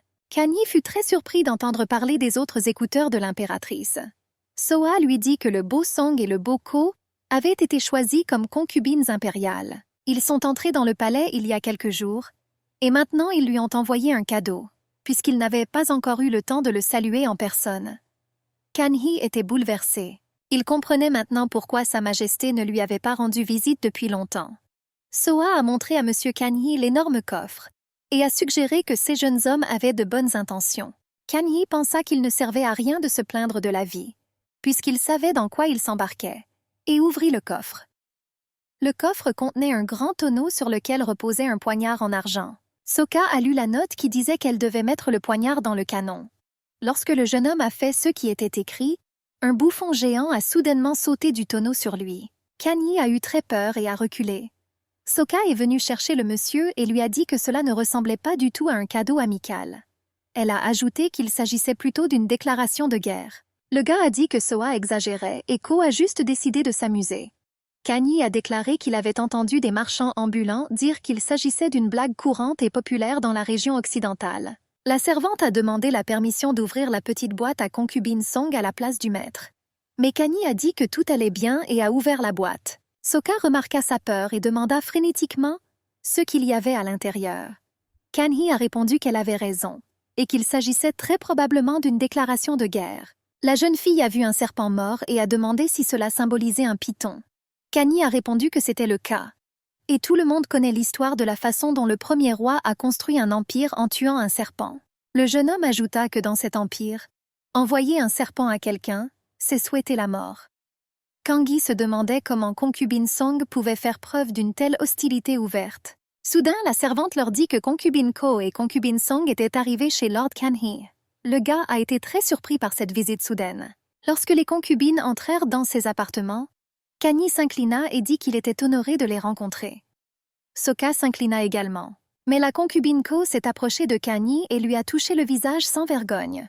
Il a dit que cela signifiait que c'était le genre de visage que l'impératrice aimait. Ko se tourna alors vers Sun et dit qu'il était simplement curieux de voir l'homme à qui l'impératrice rendait service, malgré le fait qu'il était en dessous d'eux. Concubine Song a ri et a dit à son ami que ce n'était pas seulement son visage. Après tout, ce qu'il y a sous sa jupe est également important. Kanyi pensait que ce devait être Song s'il était si arrogant. Kanyi s'est excusé de les avoir interrompus et a déclaré qu'il était capable de gagner les faveurs de l'impératrice simplement en lui racontant des histoires. Les gars ont ri. Concubine Ko a demandé s'il pensait vraiment qu'il vérifierait de telles absurdités. La servante Soka a décidé d'aider M. Kanyi d'une manière ou d'une autre et d'interrompre cette conversation. Alors qu'elle portait un plateau de thé, elle s'est délibérément foulée la cheville et est tombée juste devant concubine Song. Soka s'inclina et demanda pardon au maître. Kanyi a demandé à la femme de chambre si tout allait bien. Il voulait appeler le médecin, mais concubine Song a dit qu'il avait une proposition. Song a demandé à Kanya s'il aimait les énigmes. Le jeune homme a répondu qu'il n'était pas très bon avec eux, mais qu'il les aimait bien. Ensuite, Song a dit que si Kanyi résolvait son énigme, il ferait comme si de rien n'était. Et s'il ne peut pas le résoudre, alors Song prendra cette fille et la punira comme bon lui semble. Il a ajouté que personne ne s'y opposerait puisqu'elle menaçait sa sécurité. Son fils a dit qu'elle pourrait même être exécutée. La jeune fille a pleuré et a demandé grâce, et Song lui a dit que maintenant tout dépendait de M. Kanya et de sa capacité à répondre correctement. Il était une fois un homme nommé Mok. Mok était extrêmement généreux. Il a donné tout ce qu'il avait aux pauvres. Il donnait de la nourriture à ceux qui avaient faim, un abri aux sans-abri et partageait des vêtements dans le froid. Mais un jour, un homme maléfique profita de la générosité de Mok. Il l'a tué et a pris tout ce qu'il avait. Après l'annonce de sa mort, tout le village a pleuré et pleuré. Le nombre de personnes rassemblées pour pleurer sa mort était si grand qu'on pouvait les voir de très loin. Devant la tombe de Mok, il y avait 20 fleurs et 100 fruits. Finalement, Song a posé la question. De quoi parle cette histoire? La concubine Ko a demandé à son ami avec surprise quel était le mystère. Mais Song ne lui répondit pas. Soka se remit à pleurer. Elle était sûre que M. Song avait délibérément posé à M. Kanhee une énigme sans réponse. Mais tout à coup, Kanyi a déclaré que la réponse était « kaki séché ». Tous trois furent très surpris par cette réponse. Et M. Song a demandé à Kanhee de clarifier sa réponse. Alors le jeune homme dit que Mok n'est pas une personne. Et encore une fois, tout le monde fut surpris. Kanyi poursuivit son explication. Il a dit que nourrir ceux qui ont faim, donner de l'ombre à ceux qui sont fatigués et se réchauffer en se brûlant, tout cela dépend de lui. Mok symbolise un arbre. Le méchant qui prend les dons de la nature pour acquis nous représente tous, les humains. Peu importe ce que font les gens, ils ne peuvent pas déraciner complètement un arbre. Et cette souche est la tombe. Une vingtaine de fleurs et une centaine de fruits déposés devant la tombe étaient des kakis séchés. Lors de la récolte de 10 kakis séchés, le haut et le bas sont coupés pour ressembler à des fleurs. Ainsi, pour 10 pièces, il y aura 2 fleurs. Cela fait 20 fleurs et 100 fruits. Soa se demandait si son hypothèse avait du sens. Mais pourrait-elle être la bonne réponse? Et Kanyi continua. Il a dit que les kakis séchés sont épinglés sur un bâton. Et ce bâton représente l'arbre Mok mort. Et c'est pourquoi cette histoire symbolise les kakis séchés. La concubine Ko regarda son ami d'un air interrogateur. Et concubine Song a souri à M. Kanhee et a dit qu'il en était ainsi. Il a admis avoir sous-estimé ses compétences. Ensuite, le jeune homme dit qu'il n'était pas surprenant que l'impératrice lui soit favorable. Concubine Song s'est excusée et a appelé concubine Ko pour sortir avec lui. Quand ils partirent, Kan-hee poussa un soupir de soulagement. Soka a couru vers lui et lui a demandé ce qui s'était passé. Le jeune homme a répondu que tout allait bien. Il avait juste peur pour sa vie. La femme de ménage a dit que c'était à cause d'elle. Elle s'est excusée d'avoir mis ce monsieur dans une situation aussi embarrassante. Kan-hee a calmé Soha et lui a dit qu'elle n'avait rien à excuser. Après tout, c'est sa servante, spécialement désignée par l'impératrice pour s'occuper de lui. Le général 1 a entendu leur conversation alors qu'il se tenait devant la porte. La concubine Ko rattrapa Son et lui demanda comment ce Kan-hee pouvait deviner son énigme, puisque même lui n'avait jamais entendu parler de cette histoire. Song a répondu que cela indiquait seulement l'ignorance de Ko. En fait, Song était également très surpris que Kan-hee ait deviné son énigme. Après tout, il l'a lui-même lu dans un livre vieux de plus de 300 ans. Sleep avait hâte de le voir pleurer de désespoir à la perte de sa servante. Le jeune homme décida d'essayer autre chose la prochaine fois. Le général 1 dit à l'impératrice qu'il était temps pour Sa Majesté de se reposer. L'impératrice a déclaré qu'elle avait encore beaucoup de travail à faire et a continué à lire. Le jeune homme a déclaré que Sa Majesté était très occupée ces derniers temps. Irian ne savait pas quand Lord Yem tenterait de se rebeller contre elle, alors elle voulait être préparée. Elle a dit qu'il y avait un dicton. Une souris entraînée mord un chat. Le général Eun a répondu que ce proverbe montre jusqu'où ira une personne qui veut désespérément survivre. Mais l'impératrice a déclaré qu'elle pensait différemment. La souris doit avoir quelque chose qu'elle protège. Quand Irian retourna dans ses appartements, elle fut très surprise. Concubine Song était assise sur son lit. Le jeune homme déclara qu'il s'offrait à Sa Majesté impériale. Irian soupira et demanda si c'était aujourd'hui le bon jour. Son a souri et a dit qu'il attendait avec impatience cette nuit avec Sa Majesté. L'impératrice s'allongea sur le lit et ferma les yeux. Elle avait l'impression qu'elle allait s'évanouir. Mais elle savait qu'elle devait remplir son devoir royal et donner naissance à un héritier. Concubine Song a demandé la permission de Sa Majesté de prendre les devants. L'impératrice a ri et a déclaré qu'elle était très confiante dans ses compétences. Son fils a enlevé sa robe. Le jeune homme a demandé la permission de se mettre au travail. Quand Soa a réveillé Kan-hee, il a demandé pourquoi si tôt. La servante dit au maître qu'elle venait de recevoir un message du palais des Orchidées. Concubine Song organise une réception, et il doit à tout prix assister à cette réception. Et comme la réception est prévue dans l'après-midi, les préparatifs devraient commencer dès maintenant. Kan-hee a demandé avec surprise pourquoi si tôt s'il restait encore beaucoup de temps. Mais Soka a déclaré qu'il y avait des traditions qu'ils devaient suivre lorsqu'ils assistaient à un événement de cette ampleur. Le jeune homme a demandé de quel genre de tradition il s'agissait. La femme de chambre a déclaré que le participant à la réception devait choisir une fleur de son choix, une robe, des décorations pour la tête et des chaussures. Vous devez exprimer cette fleur à travers des vêtements et des accessoires. Soa a dit qu'elle avait déjà tout préparé et que M. Kan-hee avait juste besoin de la suivre. La première chose qu'ils ont faite a été d'aller aux toilettes. Trempant ses pieds dans l'eau, Kan-hee demanda pourquoi l'eau semblait plus trouble que d'habitude. La jeune fille a dit que c'était une salle de bain pour concubines. Cette salle de bain est créée à partir d'une tige de citrouille et d'une vigne. Coupés à 2 pouces du sol, ils sont placés dans un bocal vide pendant plusieurs jours. Au bout d'un moment, le récipient se remplira d'eau. Si vous vous lavez le visage avec cette eau, on dit qu'il deviendra beau. C'est pourquoi on l'appelle le bain de la concubine. Kan-hee a demandé pourquoi toute la baignoire est remplie de cette eau. Soa a déclaré que pour un événement aussi important, il devait prendre des mesures spéciales pour le rendre plus beau que jamais. Et aussi, elle y versait des parfums spéciaux venus d'un pays lointain. Et pendant qu'il se baigne dans le bain, son corps se couvre de l'arôme de ce parfum. Kan-hee pensait que tout cela était un peu excessif, mais il écouta silencieusement Soa et fit ce qu'elle lui demandait. Ensuite, la servante lui a décoré les cheveux. Elle a dit que les boutons floraux de l'abricotier fleurissent beaucoup plus tôt que les feuilles de l'arbre, parce qu'ils peuvent résister au froid des hivers rigoureux. Depuis l'Antiquité, les fleurs d'abricot sont le symbole d'un esprit noble. Et comme elles sont les premières à fleurir parmi toutes les fleurs, elles sont considérées comme la tête de toutes les fleurs. Soa a dit que c'était pour cela qu'elle avait choisi cette fleur pour lui. Elle a ajouté que d'autres peuvent se décorer de fleurs glamour pour captiver les autres. Mais la fleur d'abricot, par sa simplicité et sa pureté, attire le regard du spectateur grâce à son image. La femme de ménage a dit que les préparatifs étaient terminés. Elle a prévenu le monsieur qu'il pourrait y avoir des personnes à la réception qui tenteraient de s'opposer à lui, comme auparavant. Par conséquent, il doit se rappeler qu'ils ne pourront jamais briser son noble esprit. La concubine Kana est arrivée au palais des Orchidées, accompagnée du général 1 et de la servante Soha. Les autres concubines discutaient de la raison pour laquelle Sa Majesté était si attirée par lui. La concubine Ko s'est approchée de Kanyi et lui a dit que la faveur de l'impératrice ne lui donnait pas le droit de se comporter ainsi. Kanyi ne comprenait pas ce qu'il avait fait de mal. Ko a ensuite déclaré que son retard pouvait être considéré comme un manque de respect délibéré envers eux tous.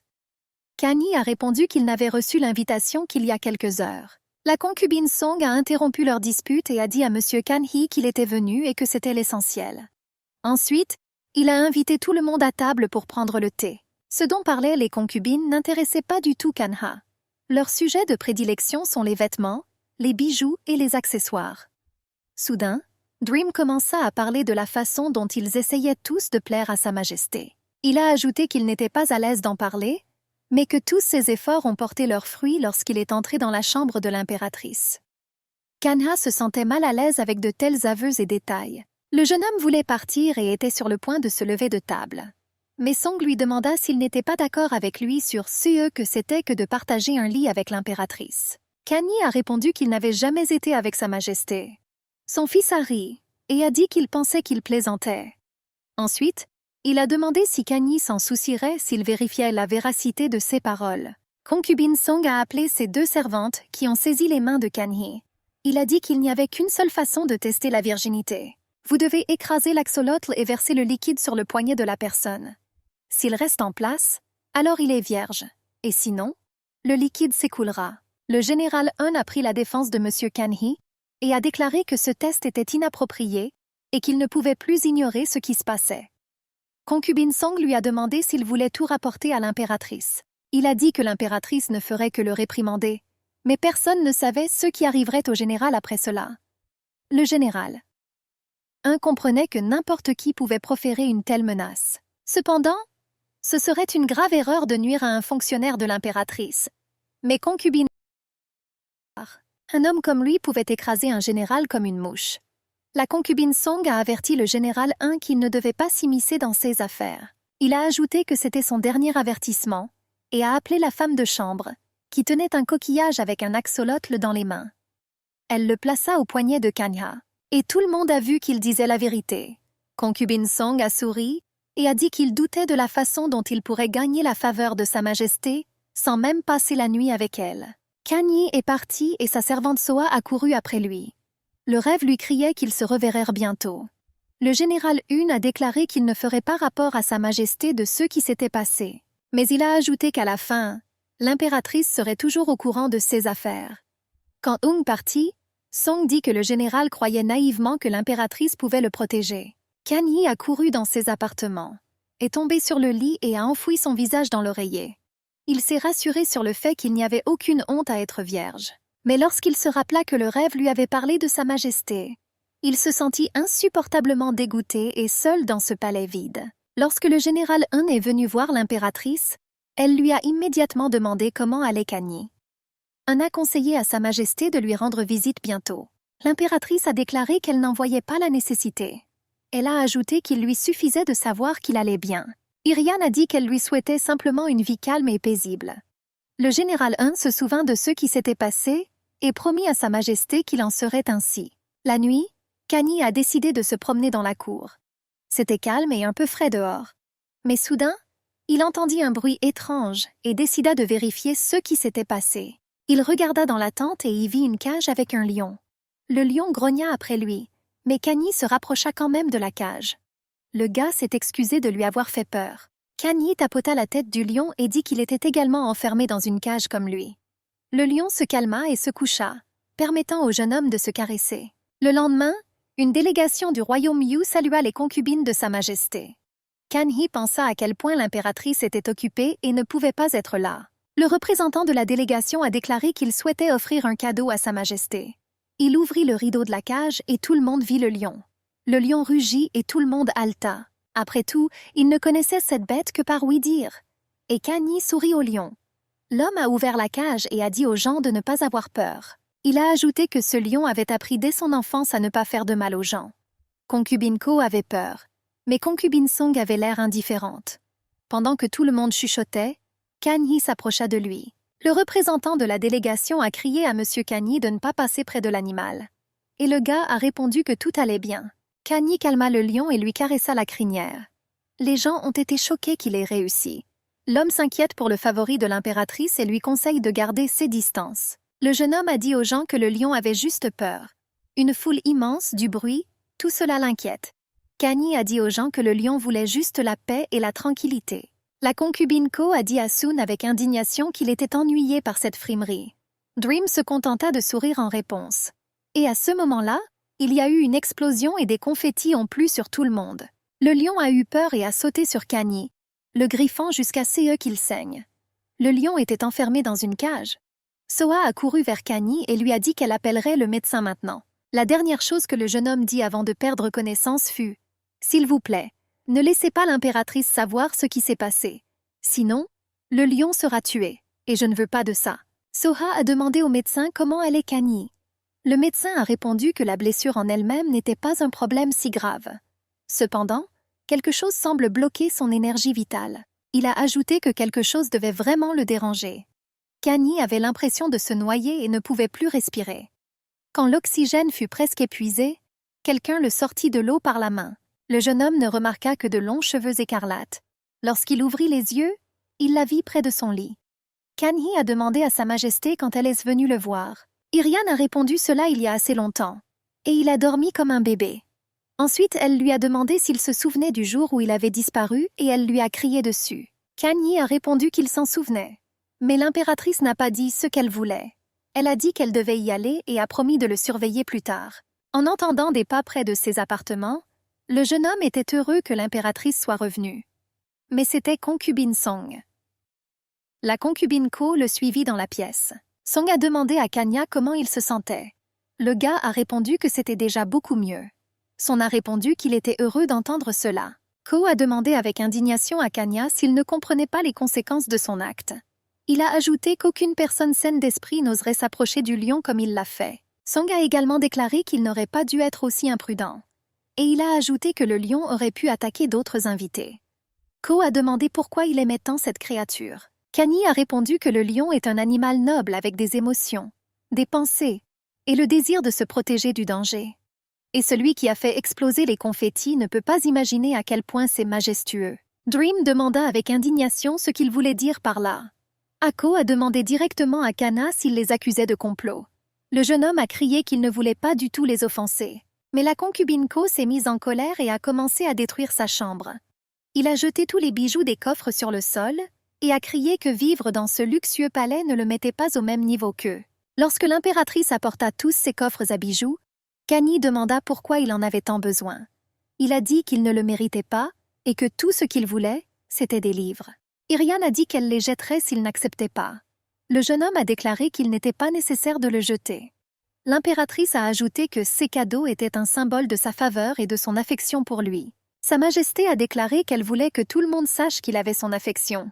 Et maintenant, tous ces bijoux étaient éparpillés dans la chambre de Kanya. Irian sentit que quelque chose n'allait pas avec Kanye et décida de le vérifier à nouveau. Lorsqu'elle s'approcha de lui, le jeune homme essayait de réparer les bijoux déchirés. L'impératrice était en colère que Kanye ait cassé le collier et l'ait poussé. Le jeune homme est tombé et a perdu connaissance. Irian s'est précipité vers lui et s'est mis à pleurer. Elle lui a demandé de ne pas mourir. Sa Majesté a mis son épée au cou de la servante et a déclaré que son devoir était de servir et de protéger son maître.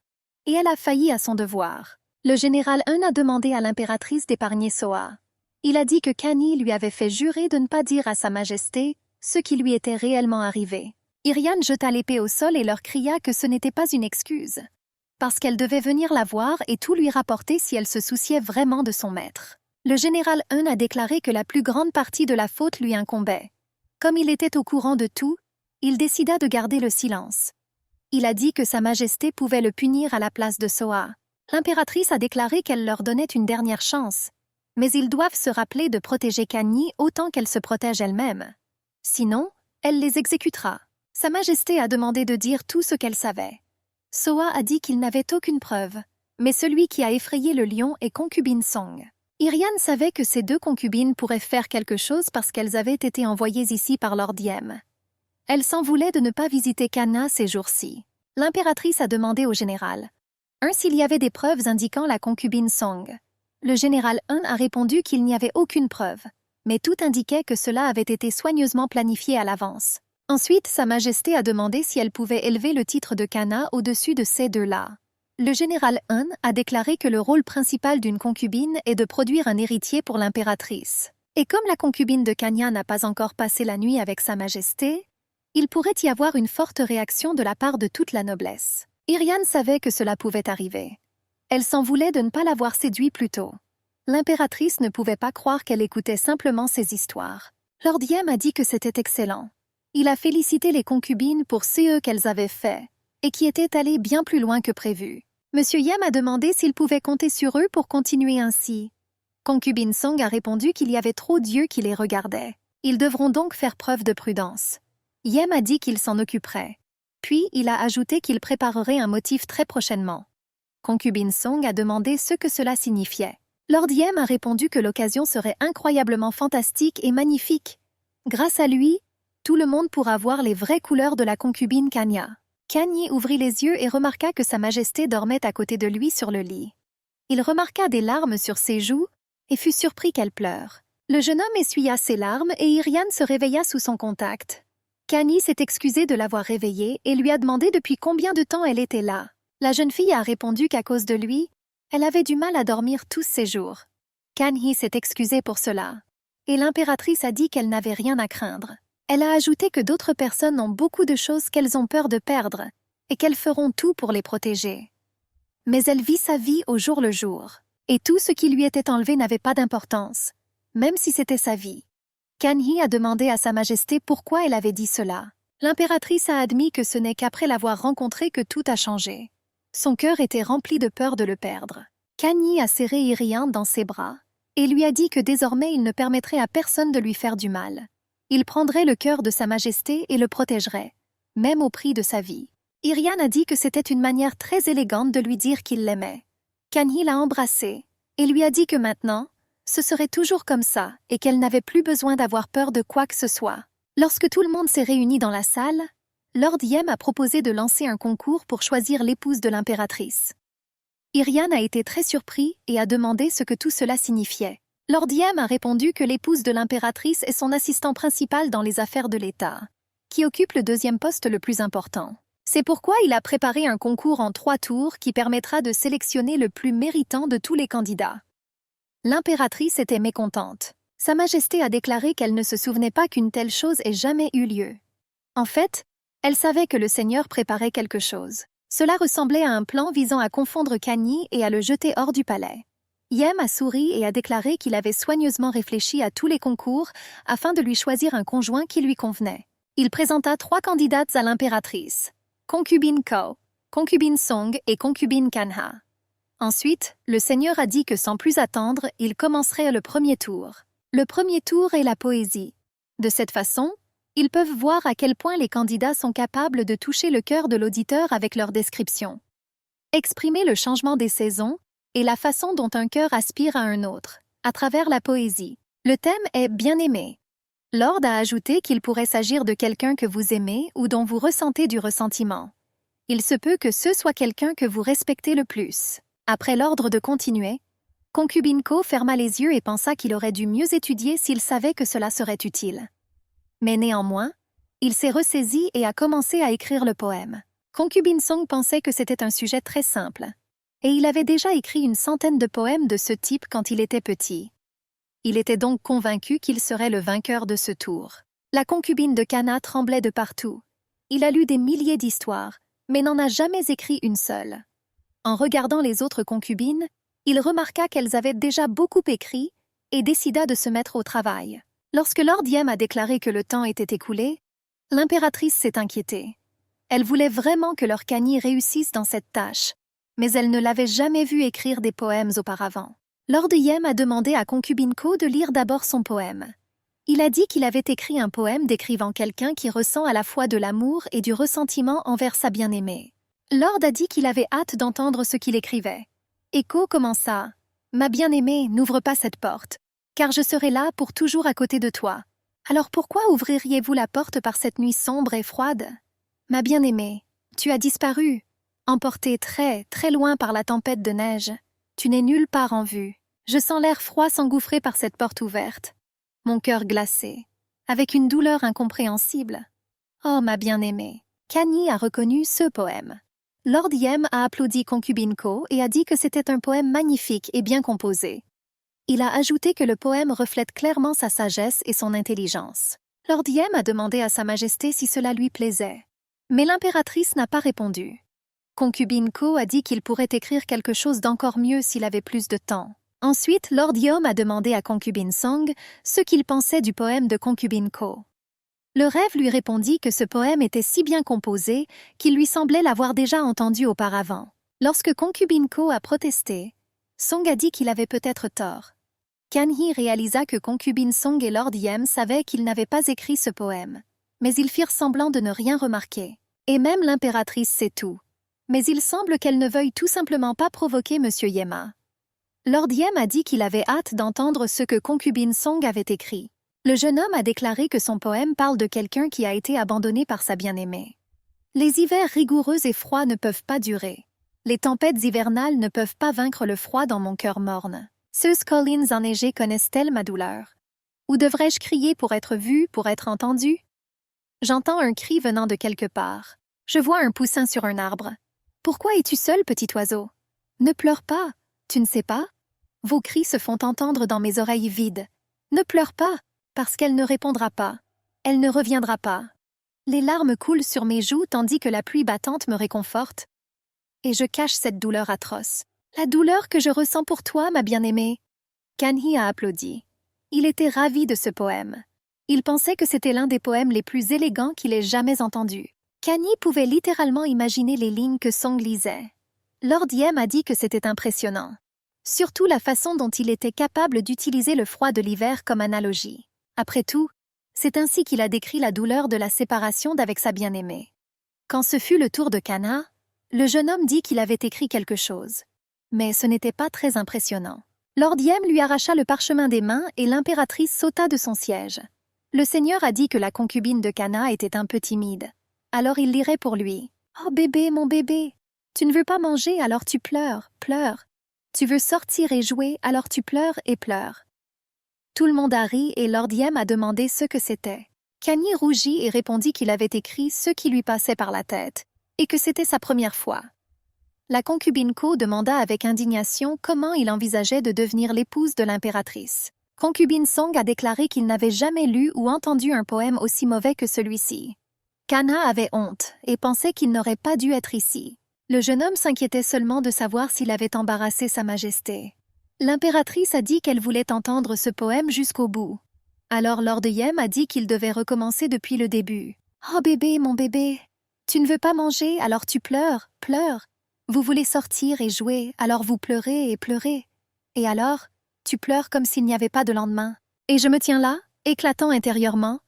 Pourquoi t'inquiètes-tu? De quoi as-tu peur? Oh bébé, mon bébé. Es-tu mal à l'aise dans tes nouveaux vêtements? Ou est-ce qu'une nuit terrible vous hante avec de mauvaises pensées? N'aie pas peur, car je te murmurerai à l'oreille des centaines, pas des milliers de fois, chaque nuit. Même si vous ne pouvez pas contrôler le monde, vous êtes le monde pour moi. » Concubine Ko a demandé à Concubine Song de quoi parlait ce poème. Peut-être de sa bien-aimée. Le rêveur répondit qu'il ne le savait pas lui-même.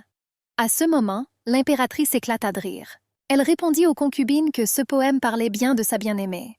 Kanye était heureuse d'avoir compris qu'il avait écrit ce poème sur elle. L'impératrice a proposé de commencer à voter. Lord Yem a écouté Sa Majesté et a demandé aux érudits impériaux de voter secrètement pour le meilleur poème, en jetant le papier dans le coffre. Selon les résultats du vote, Concubine Ko a remporté ce tour. Son fut très surpris par ce résultat et pensa que Ko avait soudoyé Lord Yem avant la compétition.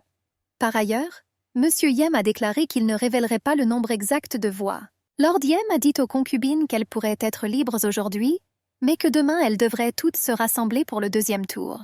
Irian a demandé à la servante d'inviter le général 1 dans ses appartements. Lorsqu'il entra, elle lisait le poème de Kana.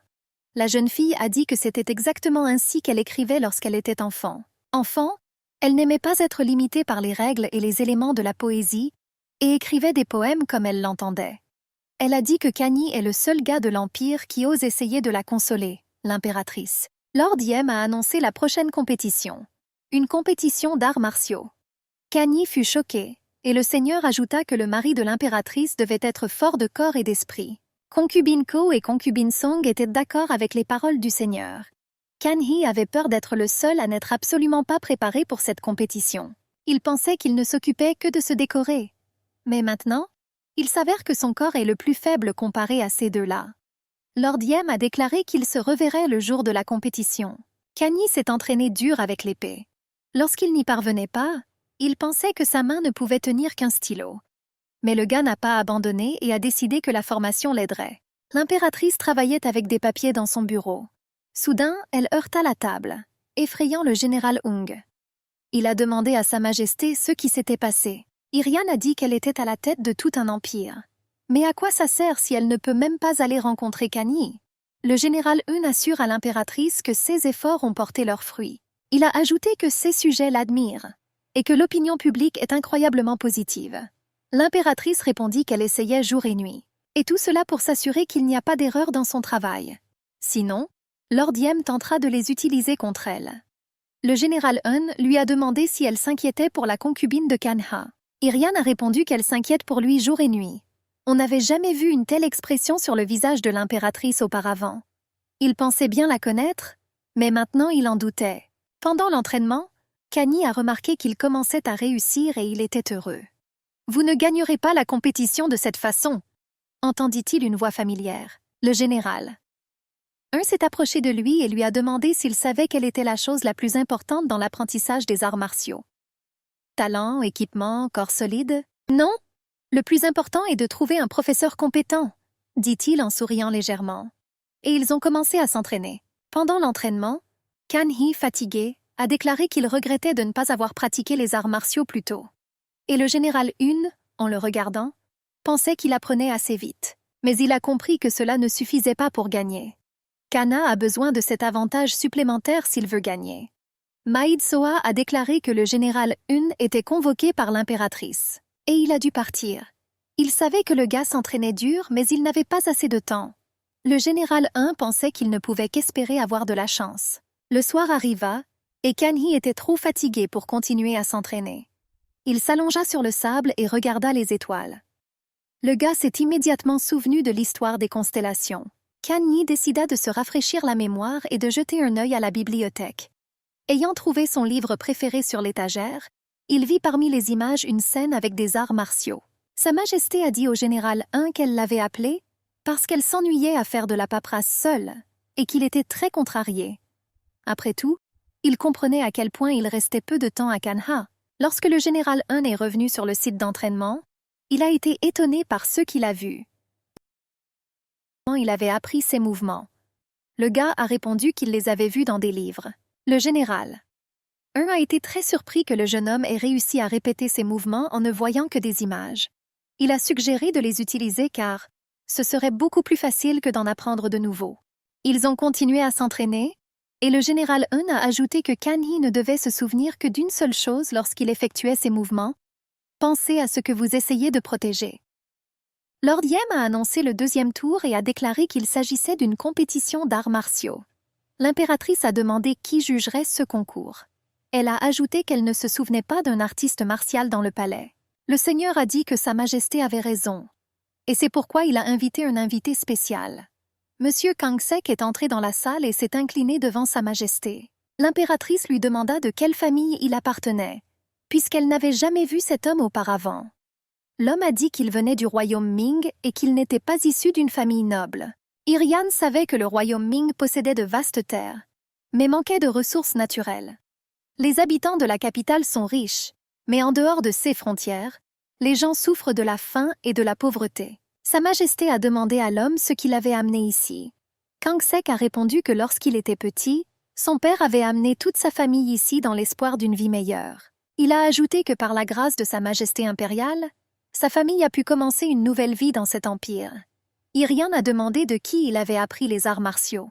Kang Sek a répondu qu'il avait reçu une certaine formation quand il était petit, mais qu'il avait ensuite dû apprendre par lui-même. L'impératrice demanda où se trouvait Kan Yi. Le jeune homme courut dans le hall et s'excusa d'être en retard. Après s'être entraîné toute la nuit, il a eu du mal à se réveiller à l'heure. Concubine Ko a dit que la ponctualité est une question de savoir-vivre. Concubine Song a demandé ce qu'il attendait d'une personne aussi inculte et grossière que concubine Kana.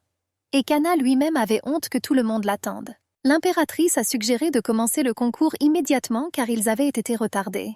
Kan Yi pensait qu'elle était tellement en colère qu'elle ne le regardait même pas. Irian se détourna de Kana et pensa qu'il devenait de plus en plus beau chaque jour. Lord Yem a appelé Sa Majesté et a suggéré de lancer un concours. Concubine Song est sortie la première avec 2 épées. Kan Yi le regarda avec admiration. C'était... Le général Un surveillait ses mouvements. Les mouvements étaient fermes mais fluides. Et utiliser 2 épées est un défi pour sa dextérité. Seuls ceux qui sont conscients de leur force et de leur faiblesse peuvent évoluer de cette manière. Quand Song eut fini et s'inclina, tout le monde l'applaudit. Kang Sek a déclaré que concubine Song avait fait encore mieux que certains de ses élèves qui s'entraînaient jour et nuit. Irian a reconnu que Son avait joué de manière impressionnante. C'était au tour de concubine Ko de montrer ses talents de combattant. Il savait qu'il devait remporter cette manche pour devenir l'épouse de l'impératrice. Sa Majesté a été surprise de voir à quel point concubine Ko était capable. Le général Un a noté que la lance convenait très bien au corps grand et mince de concubine Ko. À l'aide d'une lance, il peut montrer à la fois sa force et sa vitesse. En regardant comment il utilise son corps, on peut dire qu'il est talentueux. Monsieur Kang Sek a dit que c'était magique. Il a noté une magnifique démonstration de vrai talent. Et finalement, ce fut le tour de la concubine Kanha. Kan Yi a demandé à tout le monde d'attendre 1 minute et s'est dirigé vers Soa. L'impératrice fut surprise de voir que la servante se maquillait le visage.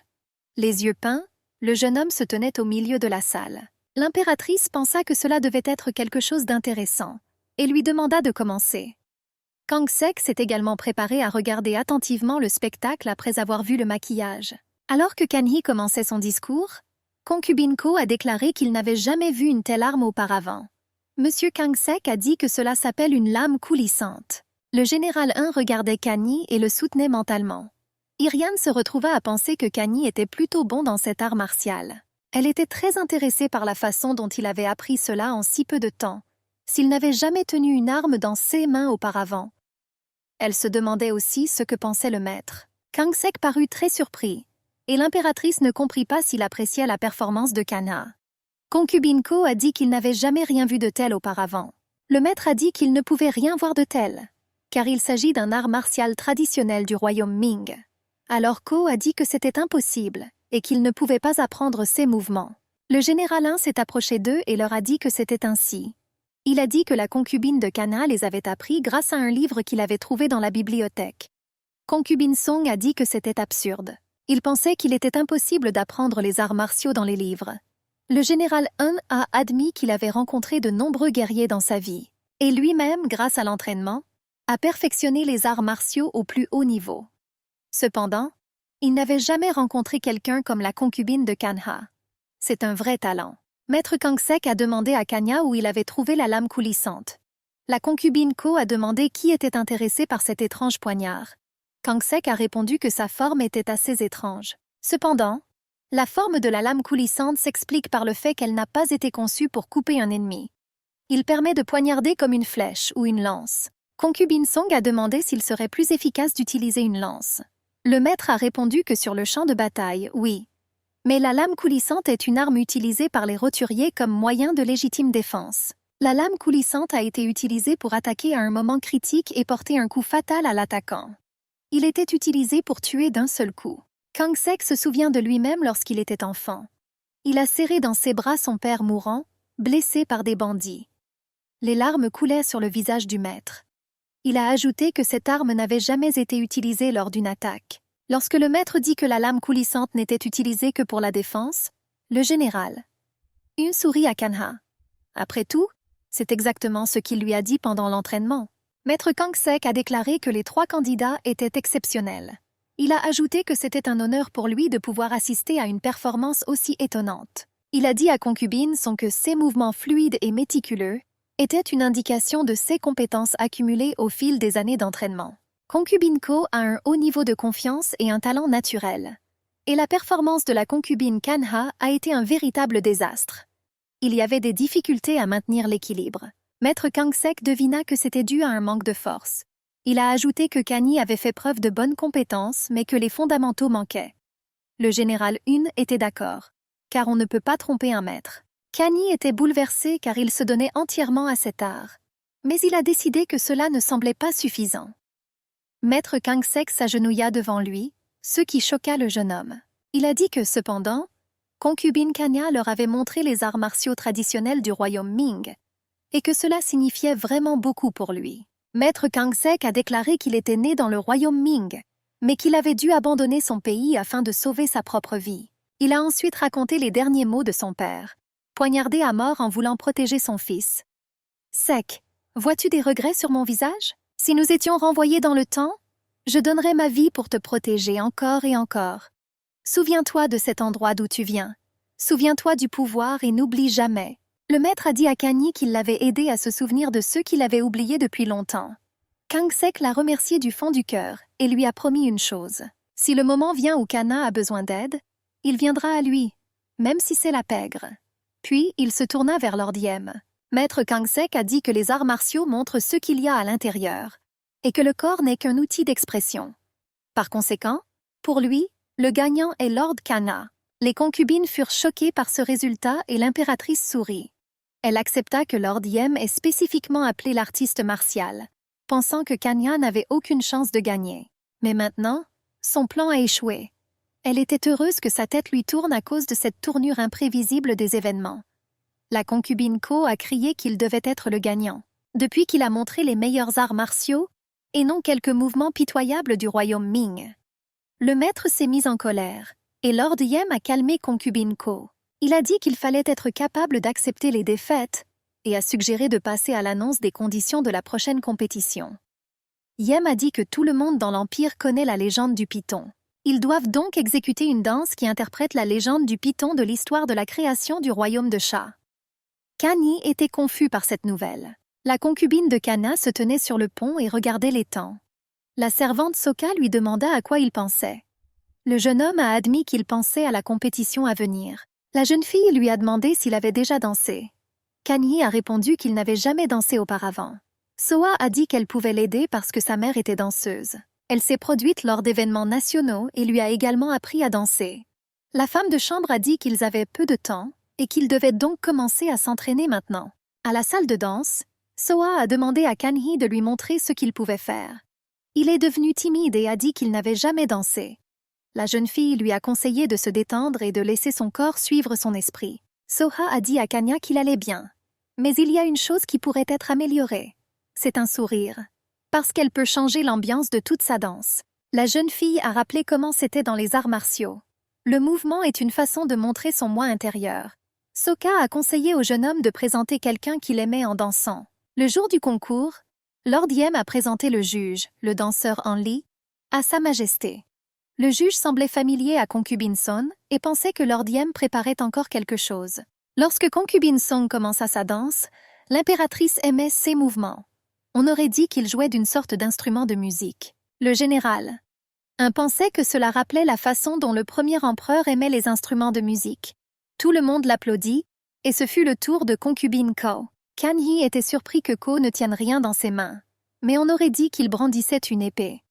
Irian pensait qu'il s'agissait d'une interprétation de la bataille entre l'empereur et le python. Tout le monde a applaudi et le danseur en lit a demandé à concubine Ko comment il se sentait pendant le spectacle. Ko a demandé ce que pouvait ressentir un simple monstre comme un python. Il doit être mort de peur en combattant le premier empereur. Le jeune a ajouté que sa performance montrait l'esprit du premier empereur, qui s'est battu courageusement pour établir l'empire Cha. Ko a déclaré qu'il avait joué avec la force et l'énergie dont le premier empereur avait fait preuve autrefois. Concubine Song était indignée que le sujet du discours d'aujourd'hui soit le python, et l'expression de l'émotion d'un python serait plus appropriée. Par conséquent, il a montré la triste mort du python. Le danseur a essayé de les calmer et Kani a dit que le python ne se sentait pas triste parce qu'il était tombé amoureux. Lord Yem a été indigné et a ordonné à la concubine Kanha de retirer une déclaration aussi inappropriée. Il demanda comment un monstre absolu pouvait tomber amoureux de l'empereur. Mais l'impératrice demanda au seigneur comment il pouvait exprimer l'opinion de l'empereur. Elle a demandé pourquoi le python ne pouvait pas tomber amoureux de l'empereur si tout le monde dans l'Empire aimait sa majesté. Enlil a souri et les a invités à regarder la troisième représentation. Lorsque Kanye a commencé sa performance en utilisant des tissus, tout le monde était essoufflé. Il semblait à concubine Sun que Kanye souriait et pleurait en même temps, et il ne comprenait pas comment cela était possible. Sokka, en regardant sa danse, réalisa que tout s'arrangeait. Le danseur a applaudi Kanye et a déclaré que sa performance était incroyable. Il a dit que la danse utilisant le tissu s'appelle Gyolmu et a demandé où il avait appris cette technique. Kanye a répondu qu'il n'avait jamais étudié cela. Il pensait juste que le tissu qui coulait ressemblait au débit d'une rivière. Python voulait donner à l'empereur la rivière dans laquelle il vit. Le danseur. Enlil a souri et a dit que le jeune homme parlait comme s'il savait ce que ressentait le python. En résumé, il a dit que tout le monde s'est comporté admirablement. Mais il y avait une éclosion qu'il aimait le plus. Et c'est le discours de concubine Ko. Concubine Song savait que c'était injuste. Après tout, il l'a battu dans tous les aspects, y compris l'interprétation du thème et la technique. Mais même après le concours de poésie, il s'est rendu compte que Lord Yem était derrière tout cela. Dans la matinée, Soa réveilla Kanya et lui dit qu'un message lui était arrivé du palais impérial. Je déclare par la présente que la concubine de Kanya sera reconnue comme l'amante impériale. La servante a dit que maintenant que concubine Ko devient l'épouse de l'impératrice, Kanye aura le même titre que concubine Song. Le jeune homme demanda quelle différence cela ferait. Sokka a déclaré que désormais personne n'oserait lui faire du mal, car il était l'amant de l'impératrice elle-même. Et le fait que Sa Majesté ait désormais un mari ne permettra à personne de la harceler au sujet du mariage. Kanye a demandé à la femme de chambre de le préparer pour le voyage. Il a dit qu'il voulait partager une bonne nouvelle avec quelqu'un. Sokka fut surprise, mais l'aida à se préparer. Tout en buvant du thé, le vieil homme demanda à Kanya s'il devait maintenant l'appeler l'amant de l'impératrice. Le jeune homme a demandé à l'appeler, comme avant, fils. L'homme a dit qu'il était désormais un membre normal du palais intérieur et qu'il devait être adressé selon les règles. Ensuite, il a demandé ce qui lui était arrivé après leur dernière rencontre. Kanye se souvient de la façon dont l'impératrice l'a frappé pour avoir disparu toute la nuit. Le jeune homme a répondu que Sa Majesté est très occupée maintenant, donc tout ira bien. L'homme a déclaré qu'il n'avait pas l'air particulièrement heureux de devenir l'amant de l'impératrice. Kanye a répondu qu'au début, il voulait vivre en paix, en lisant tranquillement des livres à la bibliothèque. Mais ensuite, il a rencontré Sa Majesté l'impératrice. Et maintenant, il espère juste son bien-être. Mais Kanye a ajouté qu'il avait réalisé qu'il voulait plus. L'homme a demandé à Kanha s'il prévoyait de tout dire à l'impératrice. Le jeune homme lui demanda comment il pouvait lui dire cela. Python est le dieu des rivières. Lorsque le python mourut, la paix s'abattit sur l'Empire. Mais l'empereur n'a pas tué le python, mais son amour. Python est tombé amoureux d'un jeune homme et il l'a trahi. Comment puis-je lui dire que je suis un python? A demandé Kanye. Père a dit à Kanye qu'il ne pouvait pas cacher cela pour toujours. Le gars a répondu qu'il comprenait, mais qu'il ne pouvait pas le dire à l'impératrice Sha, son ennemie. Le vieil homme a dit que lorsque le dieu de la rivière lui a demandé de prendre soin de l'enfant, il savait que c'était sa vocation. La vocation n'est pas seulement de l'élever, mais aussi de le rendre heureux. Il a demandé à Kanye de lui faire confiance et de tout dire à l'impératrice. Irian attendait Kanya, assis à table et regardant les nouveaux vers. Lorsque le jeune homme arriva, elle lui demanda ce qui l'avait amené vers elle. Il a dit qu'il voulait lui dire quelque chose. Irian l'interrompit et lui dit qu'il ne s'était pas vu depuis très longtemps. Elle a admis qu'il lui manquait vraiment et l'a invité à boire du vin avec elle dans de nouveaux verres. La jeune fille a dit qu'on lui avait donné ses lunettes spéciales. L'un d'eux symbolise la rivière et l'autre le propriétaire de la rivière. Ensemble, ils forment un couple. Et on dit que deux personnes qui en boivent vivront heureusement ensemble. Lorsque Kanye a rempli le verre de Sa Majesté, elle a dit qu'elle pensait qu'elle méritait le verre du propriétaire de la rivière, en tant qu'impératrice et dirigeante de ses terres. Mais comme son cœur lui appartient, il mérite le titre de souverain du fleuve. Kanye a souri et a remercié Sa Majesté pour ses belles paroles. Alors qu'ils buvaient dans leur verre, le jeune homme dit qu'il voulait dire quelque chose. Mais l'impératrice tomba soudainement au sol, et Kanye cria qu'il appellerait un médecin. Il y a eu d'innombrables tentatives d'assassinat. Irian ne savait pas si c'était Kanye. Mais même ainsi, elle n'était pas en colère contre lui. Elle n'a rien regretté.